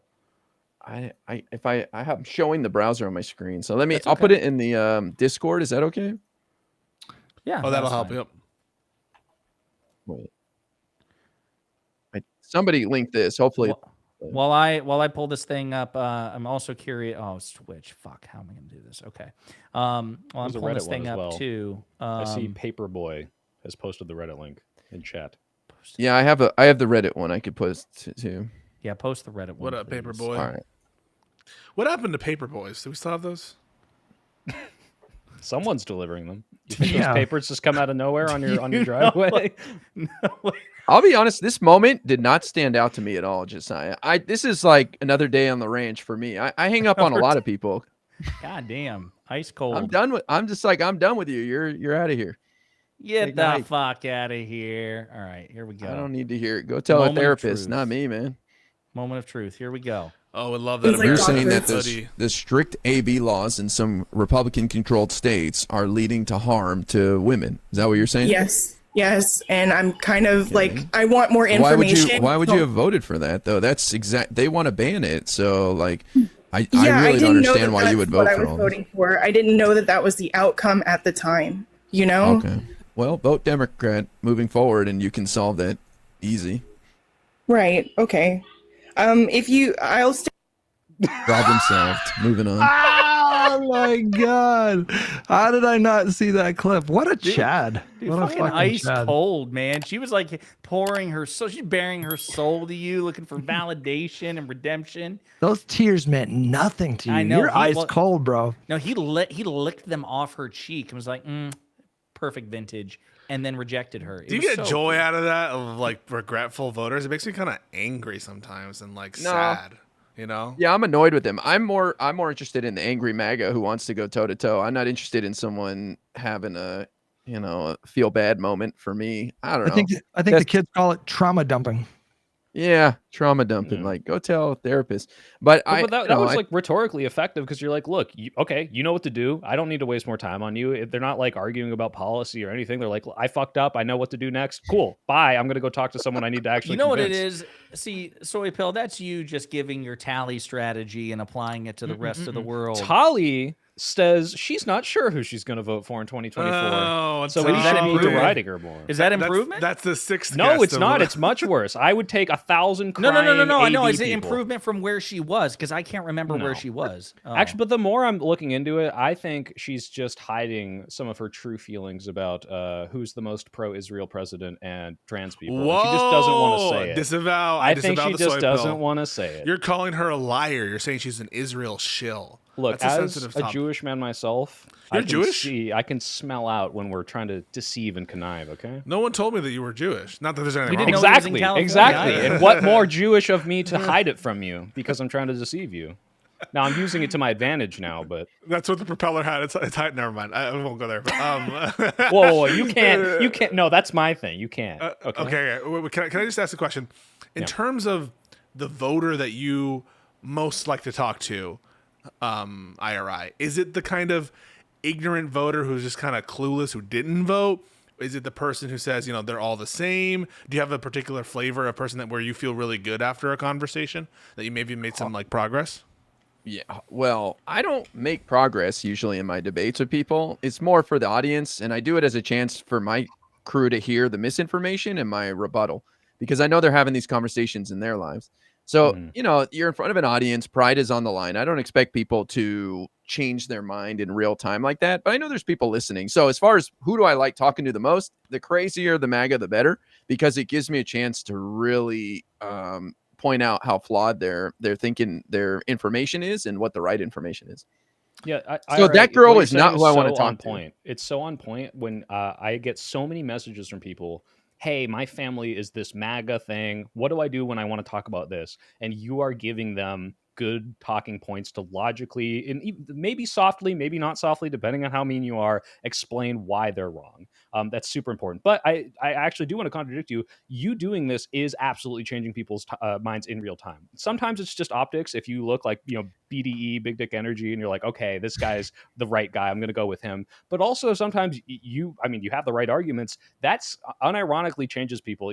I get a lot of emails from people like, oh, you converted me from the right with this debate, or you got this. Like it is important. It's not for the person you're talking to, it's for the audience. You're right about that. I should say you mentioned BDE, and it's funny because I clicked on Hutch's stream earlier today while I was editing a video, and you were talking about your cock on stream, Listen, I heard it for like 20. This is I heard two it Hutch cock comments in one show. I You get heard it one for more, 20 okay? seconds. Hutch, I want you to Listen. tell them that that's true. Tell them it's true that you did Not talk true. about it. I was joking about something, and there was like this left-wing creator who I guess he's new to my content because he didn't pick up that it was like a joke or whatever. Hold on. Speaking of that, though, I'm gonna send you a screen cap of your of my penis. No, of a real conversation God I had. damn, I with have my, to keep scrolling. Hold on. Go to Twitter DMs.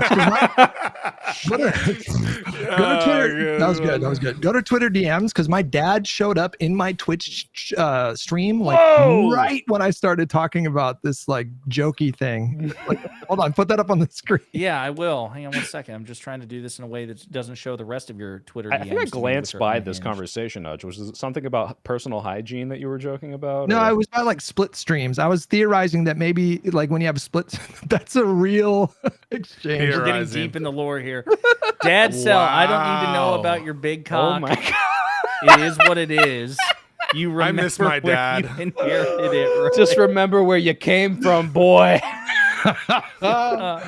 No, it was about split streams, like when you pee and it kind of goes at like a fucking 60-degree angle off to the right, whatever. Yeah. Anyway. Yeah, so I'm glad you clarified because I thought I was hallucinating. I'm like, what the fuck is this? I know I like make Hutch dick pic jokes, and here you are like giving a fucking TED talk. That's like, listen, I'm like IRI. That's another fucking Monday for me, bro. That's nothing. Like, Bro. that's like the least controversial thing I've talked about in the last week in terms of TMI stuff. Well, I should Penis also Mondays. I should also point out here real quick, we do have some breaking news in the sphere of politics. Donald Trump just announced that he fired Federal Reserve Governor huh? Lisa Cook, which is blatantly Wow. unconstitutional and authoritarian. This should be challenged in court ASAP. Peace go. Yeah, so there was a so the case is called X or sorry, Oh, Is- it's X gonna give it to you versus no, United no. States. It's Humphrey's Executor. The case is called Humphrey's Executor, and that is a case basically that says there are some positions in the executive branch that are supposed to be insulated from the president's removal authority, the general removal authority that they have constitutionally, and that's been chipped away, Humphrey's Executor, by the Supreme Court, and they've basically allowed a lot of these what are statutorily illegal firings to either stand or to have the status quo be put in place, and have really limited Humphrey's Executor in a way that favors Trump as part of their, unending mission to give Trump a victory every single day for any given reason. By the way, I'm just going to completely zag. I'm going to come back. Can we just pause real quick? The Supreme Court basically said it was okay for Trump not to hand over constitutionally enacted like funds to a bunch of different programs, including for like research, but Biden can't stop student loans and stop the obligations of student loans. It's so fucking performative. Like, it's so obvious Supreme Court just trying to give Trump a victory at every stage. So Congress passes some enactment that gives funds specifically for a purpose, and Trump can just ignore that, but Biden can't like ignore student loan provisions or waive student loans. That's crazy, in my opinion. It is fucking crazy. That's why. So I had a conversation. Are any of you? I do want to go back to it, but I want to give you the opportunity. Are any of you familiar with Mike Nellis, the White Dudes for Harris Democratic strategist? Yeah. He goes on Piers Morgan a lot. Yeah. I probably recognize him, but no, I don't know his name. Yeah, you should definitely check out his stuff, and I think he would enjoy a conversation, definitely with Soy Pill and Hutch, because he's unhinged in the best possible way. But he's been making the rounds. He's been dunking on Jesse Waters on his show, Tommy Lauren going back and forth, Piers Morgan. Speaking of unhinged, did you see the Kyle tweet from today? Oh my God! Yeah, I retweeted. We can't even. We retweeted it. Yeah. It has a slur in it. What did it he has do? a slur. I mean, If you guys aren't following an account called Old Kyle Kolinski Tweets, you absolutely should, because you should go look at the stuff he posted in 2012. Account. It seems like he's going back to his roots. Oh. hey, Carissa in the chat. I'm talking to you, Carissa in the chat. You hear me? That wasn't a dig at Biden. That was a dig at the Supreme Court. Open your fucking ears. Carissa. Come on, Carissa. Anyway, sorry. To bring it back to the just what's to be going on with the clear, Fed. you guys Yeah, go. aren't talking about the Kyle Kolinski post where he said, "Let's go heart disease," because that doesn't have a slur in it. What? You said what now? No, I didn't see that one. It's a Trump thought that's the banner. one you were I'll talking link about. it to you, Josiah, but you can post. Wait a minute, I think I'll you pull can. it This up. one's safe to put on screen. I'll pull it up. Hang on one second. Listen up, Carissa. Are you gonna pull that up, or can I explain my law shit? While I know I'm it's boring to pulling you. it up, so you can go. Okay, ahead and- I'll be done in 10 seconds. Anyway, so they're chipping away at Humphrey's Executor, this removal authority, and the Supreme Court signaled that the one that they were going to preserve is the Federal Reserve. And so this sets up a confrontation, hopefully, with the Supreme Court, which will stand on business. Let's go, heart disease. Yikes. Oh my god. This is. Why'd you retweet that, Carissa? Oh, this one. That's the one. Oh, yeah. That's the one. That's vintage 2012 Kyle Kalinske right there. Yikes.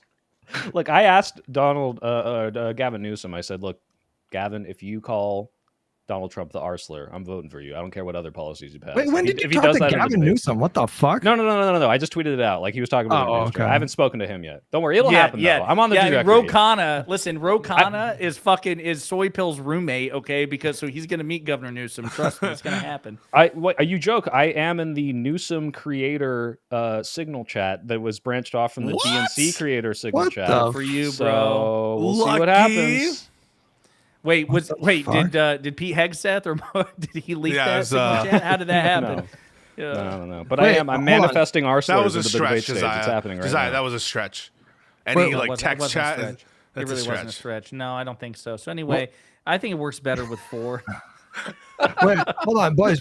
So are you guys gonna come out to fucking Los Angeles? We can do some canvassing for the amendment thing. What's up? Hell yeah, I'll do that. Down. Well, we got to reach out to Newsom's office. I've seen a couple names we can reach out to and see if we can arrange something. Maybe they can help us, like let us be partisan. Dude, if you have some connects, fucking do that for sure. Yeah, I texted. DM me. I'll reach out. I'm in the chat. There you go. Yeah, we do need to make that happen. I reached out to Adam, Luke, and Brian. Adam is down. Luke is down. He's in Ukraine at the moment, but he'll be back in like 7 or 8 days or something like that. Luke Beasley. And Brian wants to put something together, but he's currently leaning more virtual than in person. So I'm trying to work on him because I do agree that some sort of in-person event or rally would go a long way. Should we also canvass for the California amendment? What does it need, 50%? Oh, that's what it's for? That's what, yeah. It just needs a simple majority. By the way, Newsom's internals showed them plus 22 for this amendment, so we're gonna pass this shit. Just so you guys know, there was one poll that they released like a week and a half ago or 2 weeks ago. We might have already talked about it on the last episode, but the way that they asked the question was so insanely leading. Like the question was like, in 2016, California voters decided that an independent they couched it with all this kind of loaded language, and that poll had like 39% support. So people were like, this amendment's DOA, but no. There's been so many other polls at this point that show double-digit support for this amendment, and we haven't even begun to fucking get out the vote yet. So yeah, I have a question for the panel actually, because one of my friends floated me this idea. Obviously, I think everyone here is in support of the redistricting. It's fighting fire with fire, but it's also even better. I totally am. It's even better than what they're doing in Texas because we're like, hey, voters, you can decide if we fight back, and obviously, it seems like we're going to pass that. But one thing that he floated, what he was in favor for it, I don't know if I am, is if Trump is going to be withholding sometimes federal aid from, insubordinate states, as he might put it, would we be Federal doing taxes? that back? Or saying oh, sorry, we're not giving you FEMA emergency funds because you guys, didn't comply with this thing, or you have a sanctuary city. Should Democrats also be doing that as well? Or do you think that's too far? Depends on the thing. I don't know what the legal mechanism would be for that, but I have no objection to that in principle. It just depends on the thing. Like if it's FEMA, no, I'm not gonna basically punish a bunch of residents from red states just because they're have idiotic voting patterns. Does that Lucas Beasley sound like a name of like an NBA player, like who shoots a 3, like Lucas Beasley? What? Or no? I don't think I'm Beasley. He just connected two completely different thoughts. That was wait. Is there a Beasley NBA player? Sorry, I'm stuck on that. Anyway, you are stuck on that. Yeah, I don't know. Yeah, but anyway, I do think that it depends on the actual thing. If you're just gonna withhold emergency funds, why the fuck would you be in support of that? Yeah. I just don't like the idea of this collective punishment, just because they're doing it, sort of thing. Yeah. But somebody in chat was asked. I'm sorry, real quick to close the loop on that. You object. You don't object to withholding taxes to the federal government. It just depends on what the program is. I suppose so. Yeah. Okay. That's where I am. Yeah, that's where I am. I agree. Like if you're gonna say, well, we're not gonna help fund FEMA, that's probably fucked up. But somebody in chat was asking how much the measure needs to pass by in California. It's just a simple majority. Once it gets to the voters, it has to pass the legislature by I think a pretty big majority, but they got that easily. And so now it's going to be to the voters on November 4th, I think.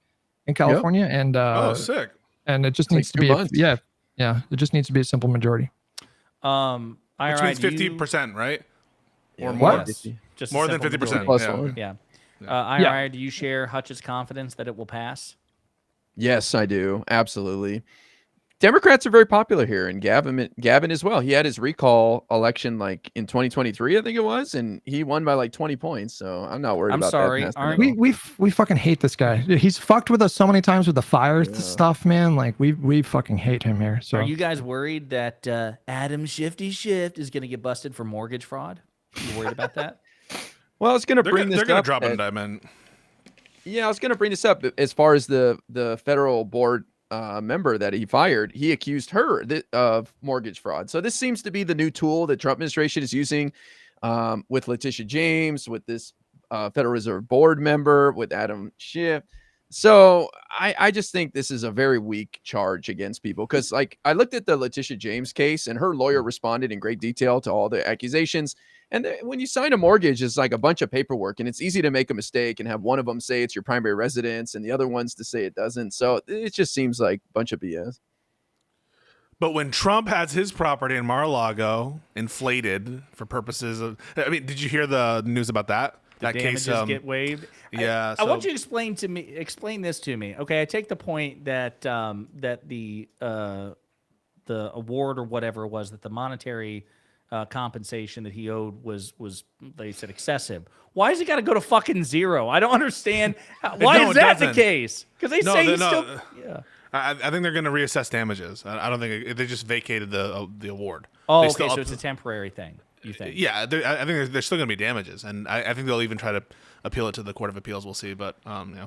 Okay, so this is Plus, this is the gonna other be- punishment is still in play. Like he can't run a The business. injunctive relief is still in place, and obviously like the judgment is still in place, which they and him and was it Don Jr. and Eric can't serve on the board, or is it Ivanka? That's what that gets all IRI of saying. them? Yeah.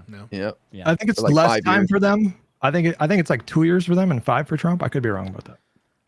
So I'm curious, Pisco, with all this the stuff going on about the executive order and anything, have you seen any concessions from centrist or conservative law? I'm not even looking for those anymore, dude. Like, what are we doing now? I mean, are you really looking I for? just Yes, figured- I it's a figured double maybe- standard. The best I've seen is it's not going to happen. This isn't going to go through. What are you talking about? That's the best they can muster because it's so optically bad. I know Josiah is looking actually- at that lactoid tweet and just like seething, and he's like, "You know what? You have to say the Democrats are objectively better on this than everybody else." Like at this point, man, like these guys are hacks, bro. We need to stop worrying about them. They're hacks. What man. about Nate the lawyer? Set Nate Ryan the- and Lactoid aside. What about those other big law tubers that you were? Oh cavorting yeah, with? I'll reach out to the goobers and we'll see what they think about it.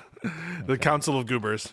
By the way, this guy Legal Mindset is a complete dipshit. I've been reviewing some of his content and like this guy's a total clown. Anyway, just thought I would, since we're talking about the legal goobers, he's quite a goober. Yeah, we covered that. Trump just fired a Fed seat. Yeah. Now, we covered it. So what's going to happen there? Do you think it'll be upheld? Because I thought in like one of the recent Supreme Court decisions, the Supreme Court. I said made that, it- yeah. So in dicta, they signaled that one of the historical exceptions tracing back to the first and second national banks of the United States for protection from removal is the Federal Reserve. And it was so transparently an attempt by the Supreme Court to be like, okay, we want to give Trump the power to do everything, but we don't really want them to affect Wall Street or anything like that. And so like it was just such a nakedly partisan move, a hack move by this court. No, The court you're is just not so a out true of control. originalist. You just don't so out of appreciate the control. originalist framing. Yeah, that's right. Yeah, it's originalism. Yeah, originalism for the first. By the way, can we just be honest about something right now? Like, who the fuck at this point actually cares to preserve the Supreme Court as it currently is for reasons related to like originalism and judicial philosophy? If anyone tries to sell you on that shit, they are totally full of it. And we don't even need to like, I don't know, like, Josiah, you have this fixation on trying to appeal to them and get them to admit like total defeat. It's like IRI said, they're never going. There's too much ego involved at this point. Appeal. You know? Like I know I'm pissing in the wind on that, but the point is partially like to mock them too. It's like just to take a shot across the bow that they were objectively wrong on Trump. They were predictably wrong on Trump, and it's funny to watch Trump constantly fucking humiliate these people every day. The people who are like, yeah, Trump's going to be better on free speech. Trump's going to be, It's fun to signal to the audience. I'll give you that. If we have any if they ever actually try to pack the court or anything, they just shouldn't run on it. That's the only thing. Just like wait until you get into power and then start floating the idea. Sneaky, and like, sneaky. Literally, I'm just not sure. So again, the problem is, and I go back to the 2024 election, which was we still had some lingering animosity towards the court in the Dobbs decision. We had lingering animosity towards the court over the scandals of Clarence Thomas and Justice Alito. We also had the Trump immunity decision. Like the Supreme Court, I think last year was at its lowest point. It's at its polling nadir. And I talked about this with Sheldon Whitehouse, and he was kind of on the same page, which was he understands. Oh, you and Sheldon are on the same page? You guys are on speaking terms, right? We really are. Sheldon You guys and are friends? Yeah. I call him Shell. Exactly. My Shell. favorite fucking. My favorite Shell besides senator. Shel Silverstein. And he was like, "Look, this isn't by itself a particularly high salience issue, but he was like, he regrets that the Democratic Party did not try to make it more of a high salience issue. Actually, spend the political capital to do it because he and I are convinced that the country will just get used to this. Like you don't hear about the millions of dollars in undisclosed gifts from Thomas in particular. You don't hear about the flag scandal about Alito."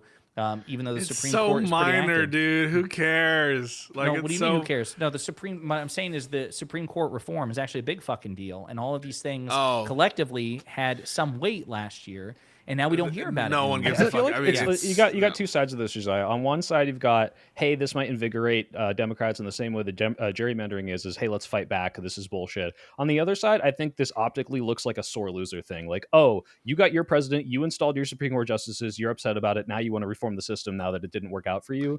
As much as I might support it, I'm not sure this would play nearly so well. There's definitely on a lot. Campaign. There's definitely a lot more people now that are open to packing the Supreme Court after Trump like stacked it. So when you go back to like 2021, there was like 68% of Americans opposed court packing. Now it's 52%, but it's still only 41% support. So that's just like, I don't know. First of all, it's a low salience issue for 99% of voters. And second of all, it's just not very popular. So but that's what I mean. Like the Democrats didn't spend any political capital to try to make it a higher salience issue. And going back to what Pisco said, whether he intended it or not, is this Supreme Court is going to be the ultimate filter for any sort of, major move by the next Democratic administration. I mean, they get to strike down federal statutory law. So even if you pass the shit that you want to pass, there's a good chance they at least have the power, even if they choose not to exercise it, to strike down any law passed by a Democratic president. And you can do that when you're in office, though. You should take my position, where it's just like you wait until you actually have the power. Like, don't run on it. Like, this is just not a very. Hutch, this is what Josiah was talking about. Now this is going to be clipped, and Trump's going to run it in campaign ads in 2028. But you are the face of the new Democratic Party now. Hide your power level. Candidates who are willing to do that, I guess, is my point. And I'm concerned that if we don't make it a higher salience issue, that we will not necessarily elect candidates who would be willing to do the things that we're talking about. I think Newsom would fucking entertain that possibility if we fucking gave him Newsom power. would. Yeah. But as we've often talked about, it's very important to have, because we're not going to have a filibuster-proof majority, right? So you would need a Democratic House in sufficient numbers where either all or at least a majority would vote for court reform, and then you would have to have a Senate Democratic majority who would be willing to break the filibuster to do it, and a Democratic president. At that totally point, we're off Newsom to would the do fucking races at that point. If they get rid of the filibuster to do it, we're going to have fucking 52 Supreme Court justices in like 10 years, like...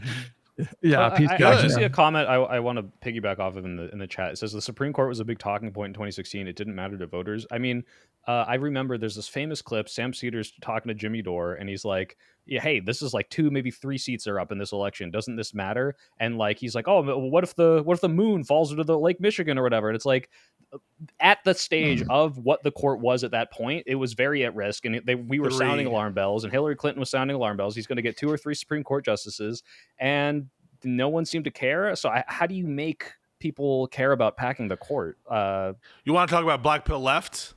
Trump's probably going to get 2 more seats. Oh, God. We're going to get a MAGA majority. Yeah, I mean, like, why wouldn't Alito or Thomas retire before? Both. Yeah.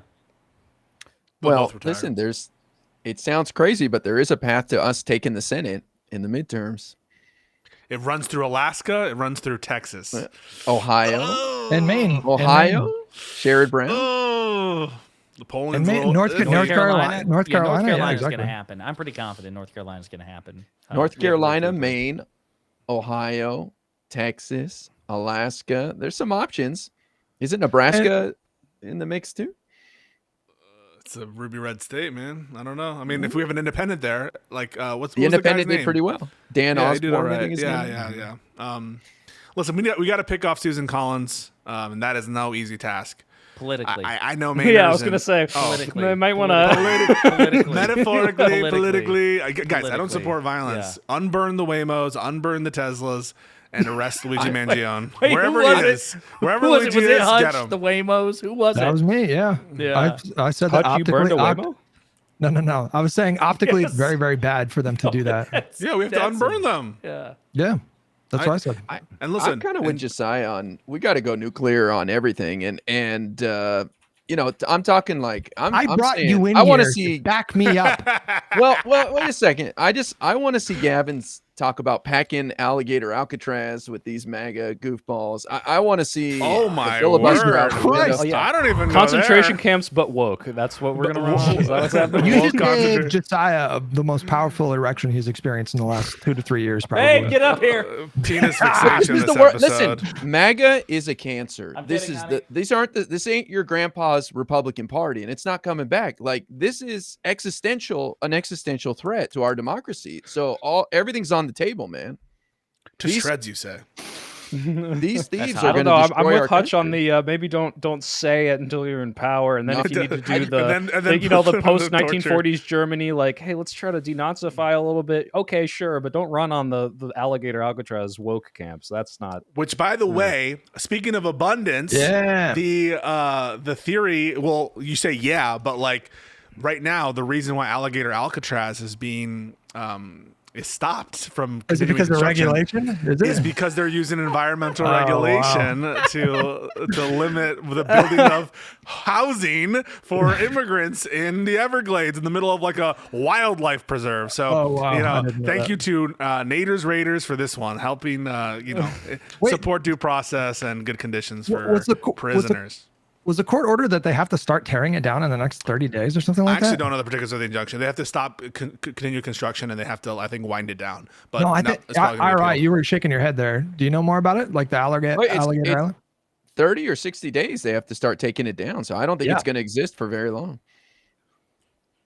What It was a he mess. pivot It was just a instantly to- stunt anyways, right? It was never meant to do anything special. Didn't he pivot instantly to deportation depot or something like that? Well, now they're saying, well, just send them to Uganda, send them to South Sudan, which, we love that. Speaking of abundance, that reminded me, and I hate that we're going to obviously end on a sour note here potentially, but again, Peter Rothblatt's shared this. He goes, so revealing when certain folks slammed abundance as reheated neoliberalism or crypto-fascism, when if you actually read the book, it was functionally just a clarion call warning libs that if they don't build more housing, they will be locked out of power democratically.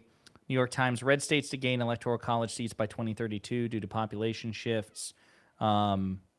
Texas is looking to get 3, Florida 2, Idaho 1, Utah 1.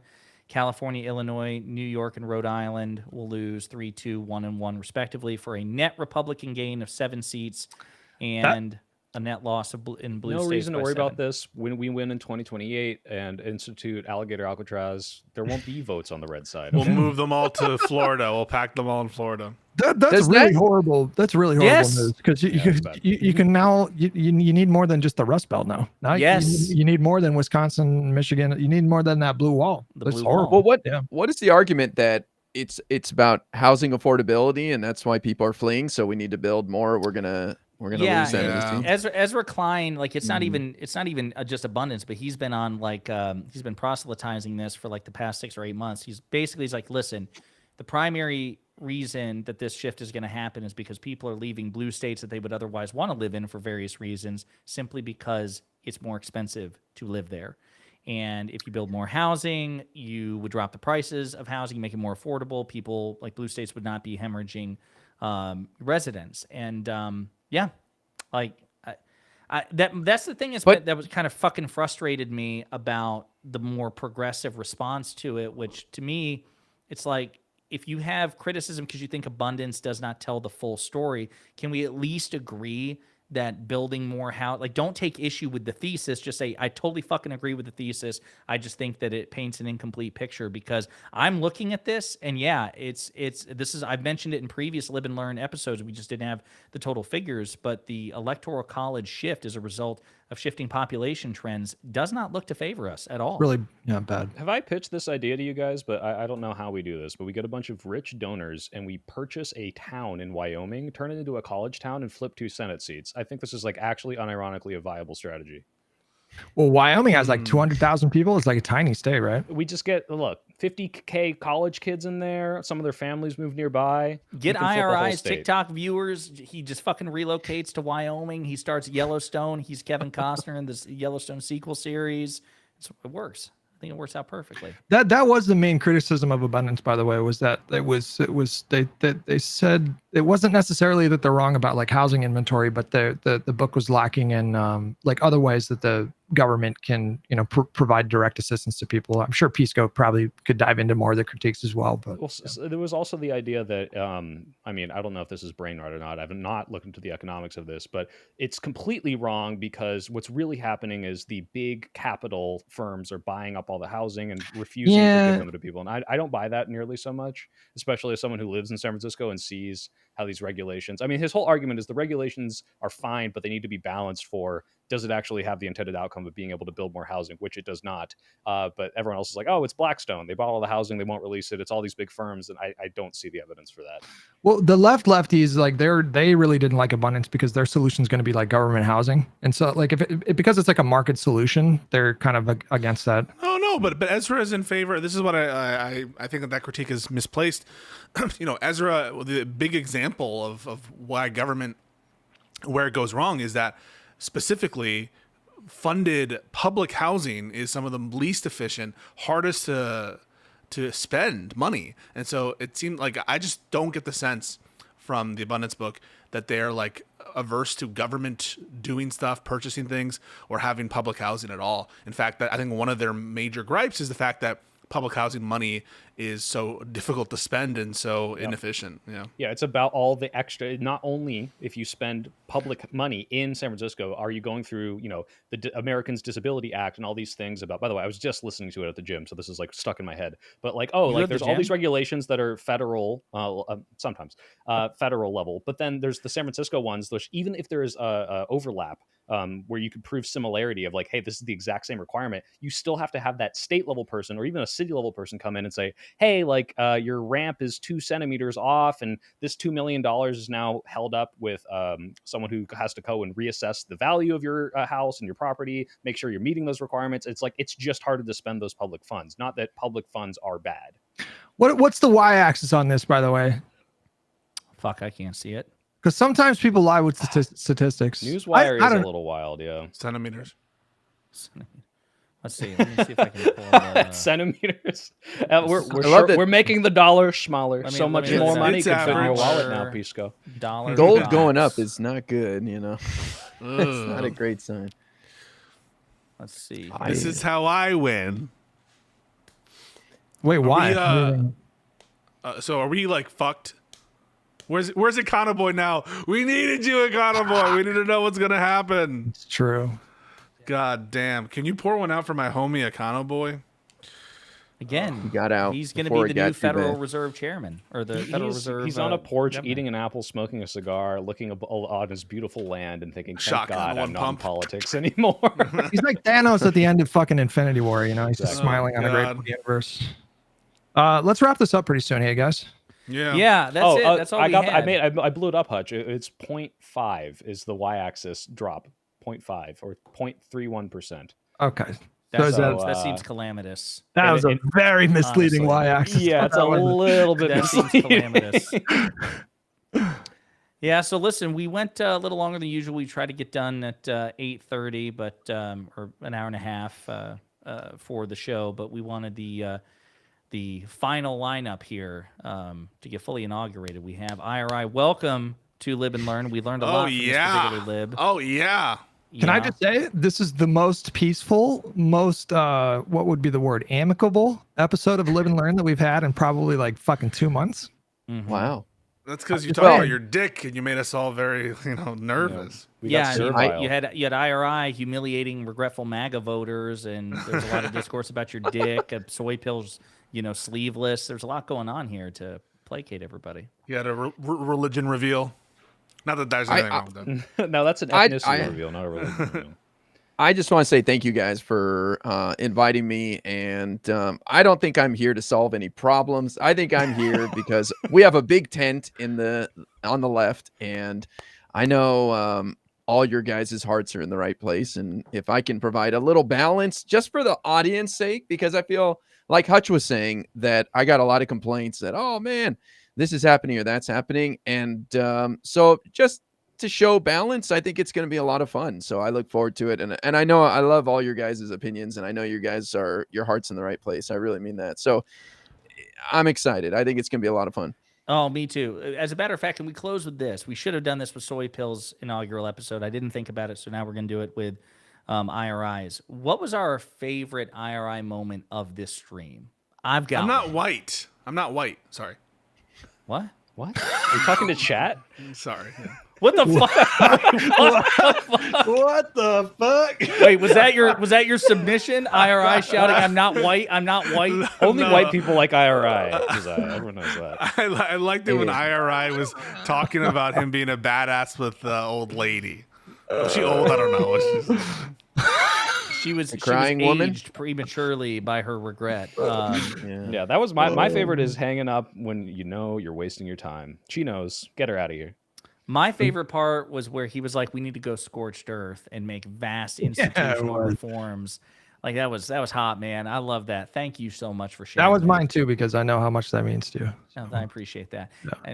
And runner up, I guess in general, it has nothing to do with IRI. Is just Hutch talking about his cock. I'm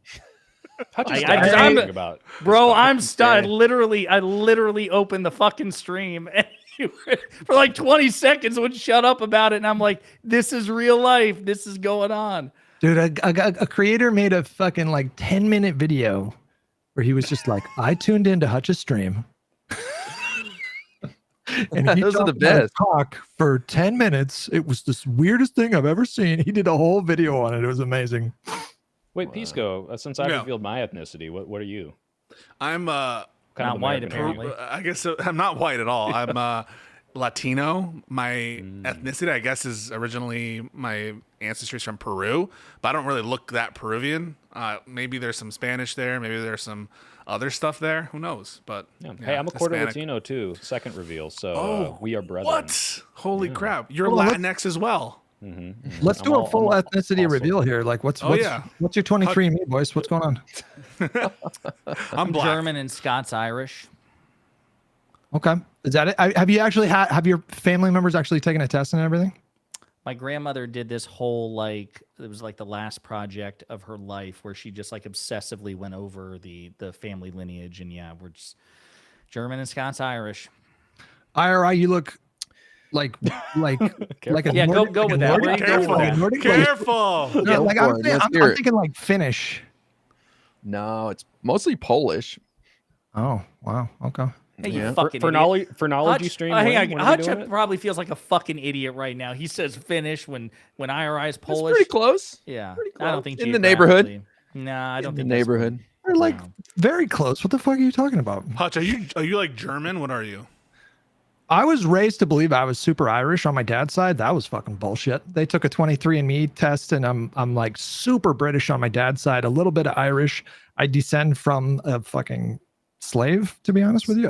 So there's like literally like a. But you're Anglo. How can you be? Anglo. I saw the Hutch's black jokes. Was that real? It's not a joke. It's not like I go to my black. Bro, it was getting spammed in the chat. I thought well, was just that's a 90s joke. We don't make that anymore. We don't say that here. It's Italian, and I'm super Italian on my mom's side, super British on my dad's side. But on my dad's side, there was like a guy fucking had kids with a slave, and there's like a picture of it in my parents' house. I'm very much sanitizing the language there, but yeah, it's a real thing. It's fucking crazy. We also learned from that text message that you and your dad are part redwood tree. Well, I'm glad you're alive, Hutch, notwithstanding the Thank you. That's, yeah, unfortunate circumstances. really working out for me being alive. I'm jealous of your relationship with your dad because that is awesome to exchange text messages like that. I text his dad like that all the time. It's awesome. He's a super. I text your dad. My dad, that would not go down. He'd be like, bro, wrong person. Can I get man. his number?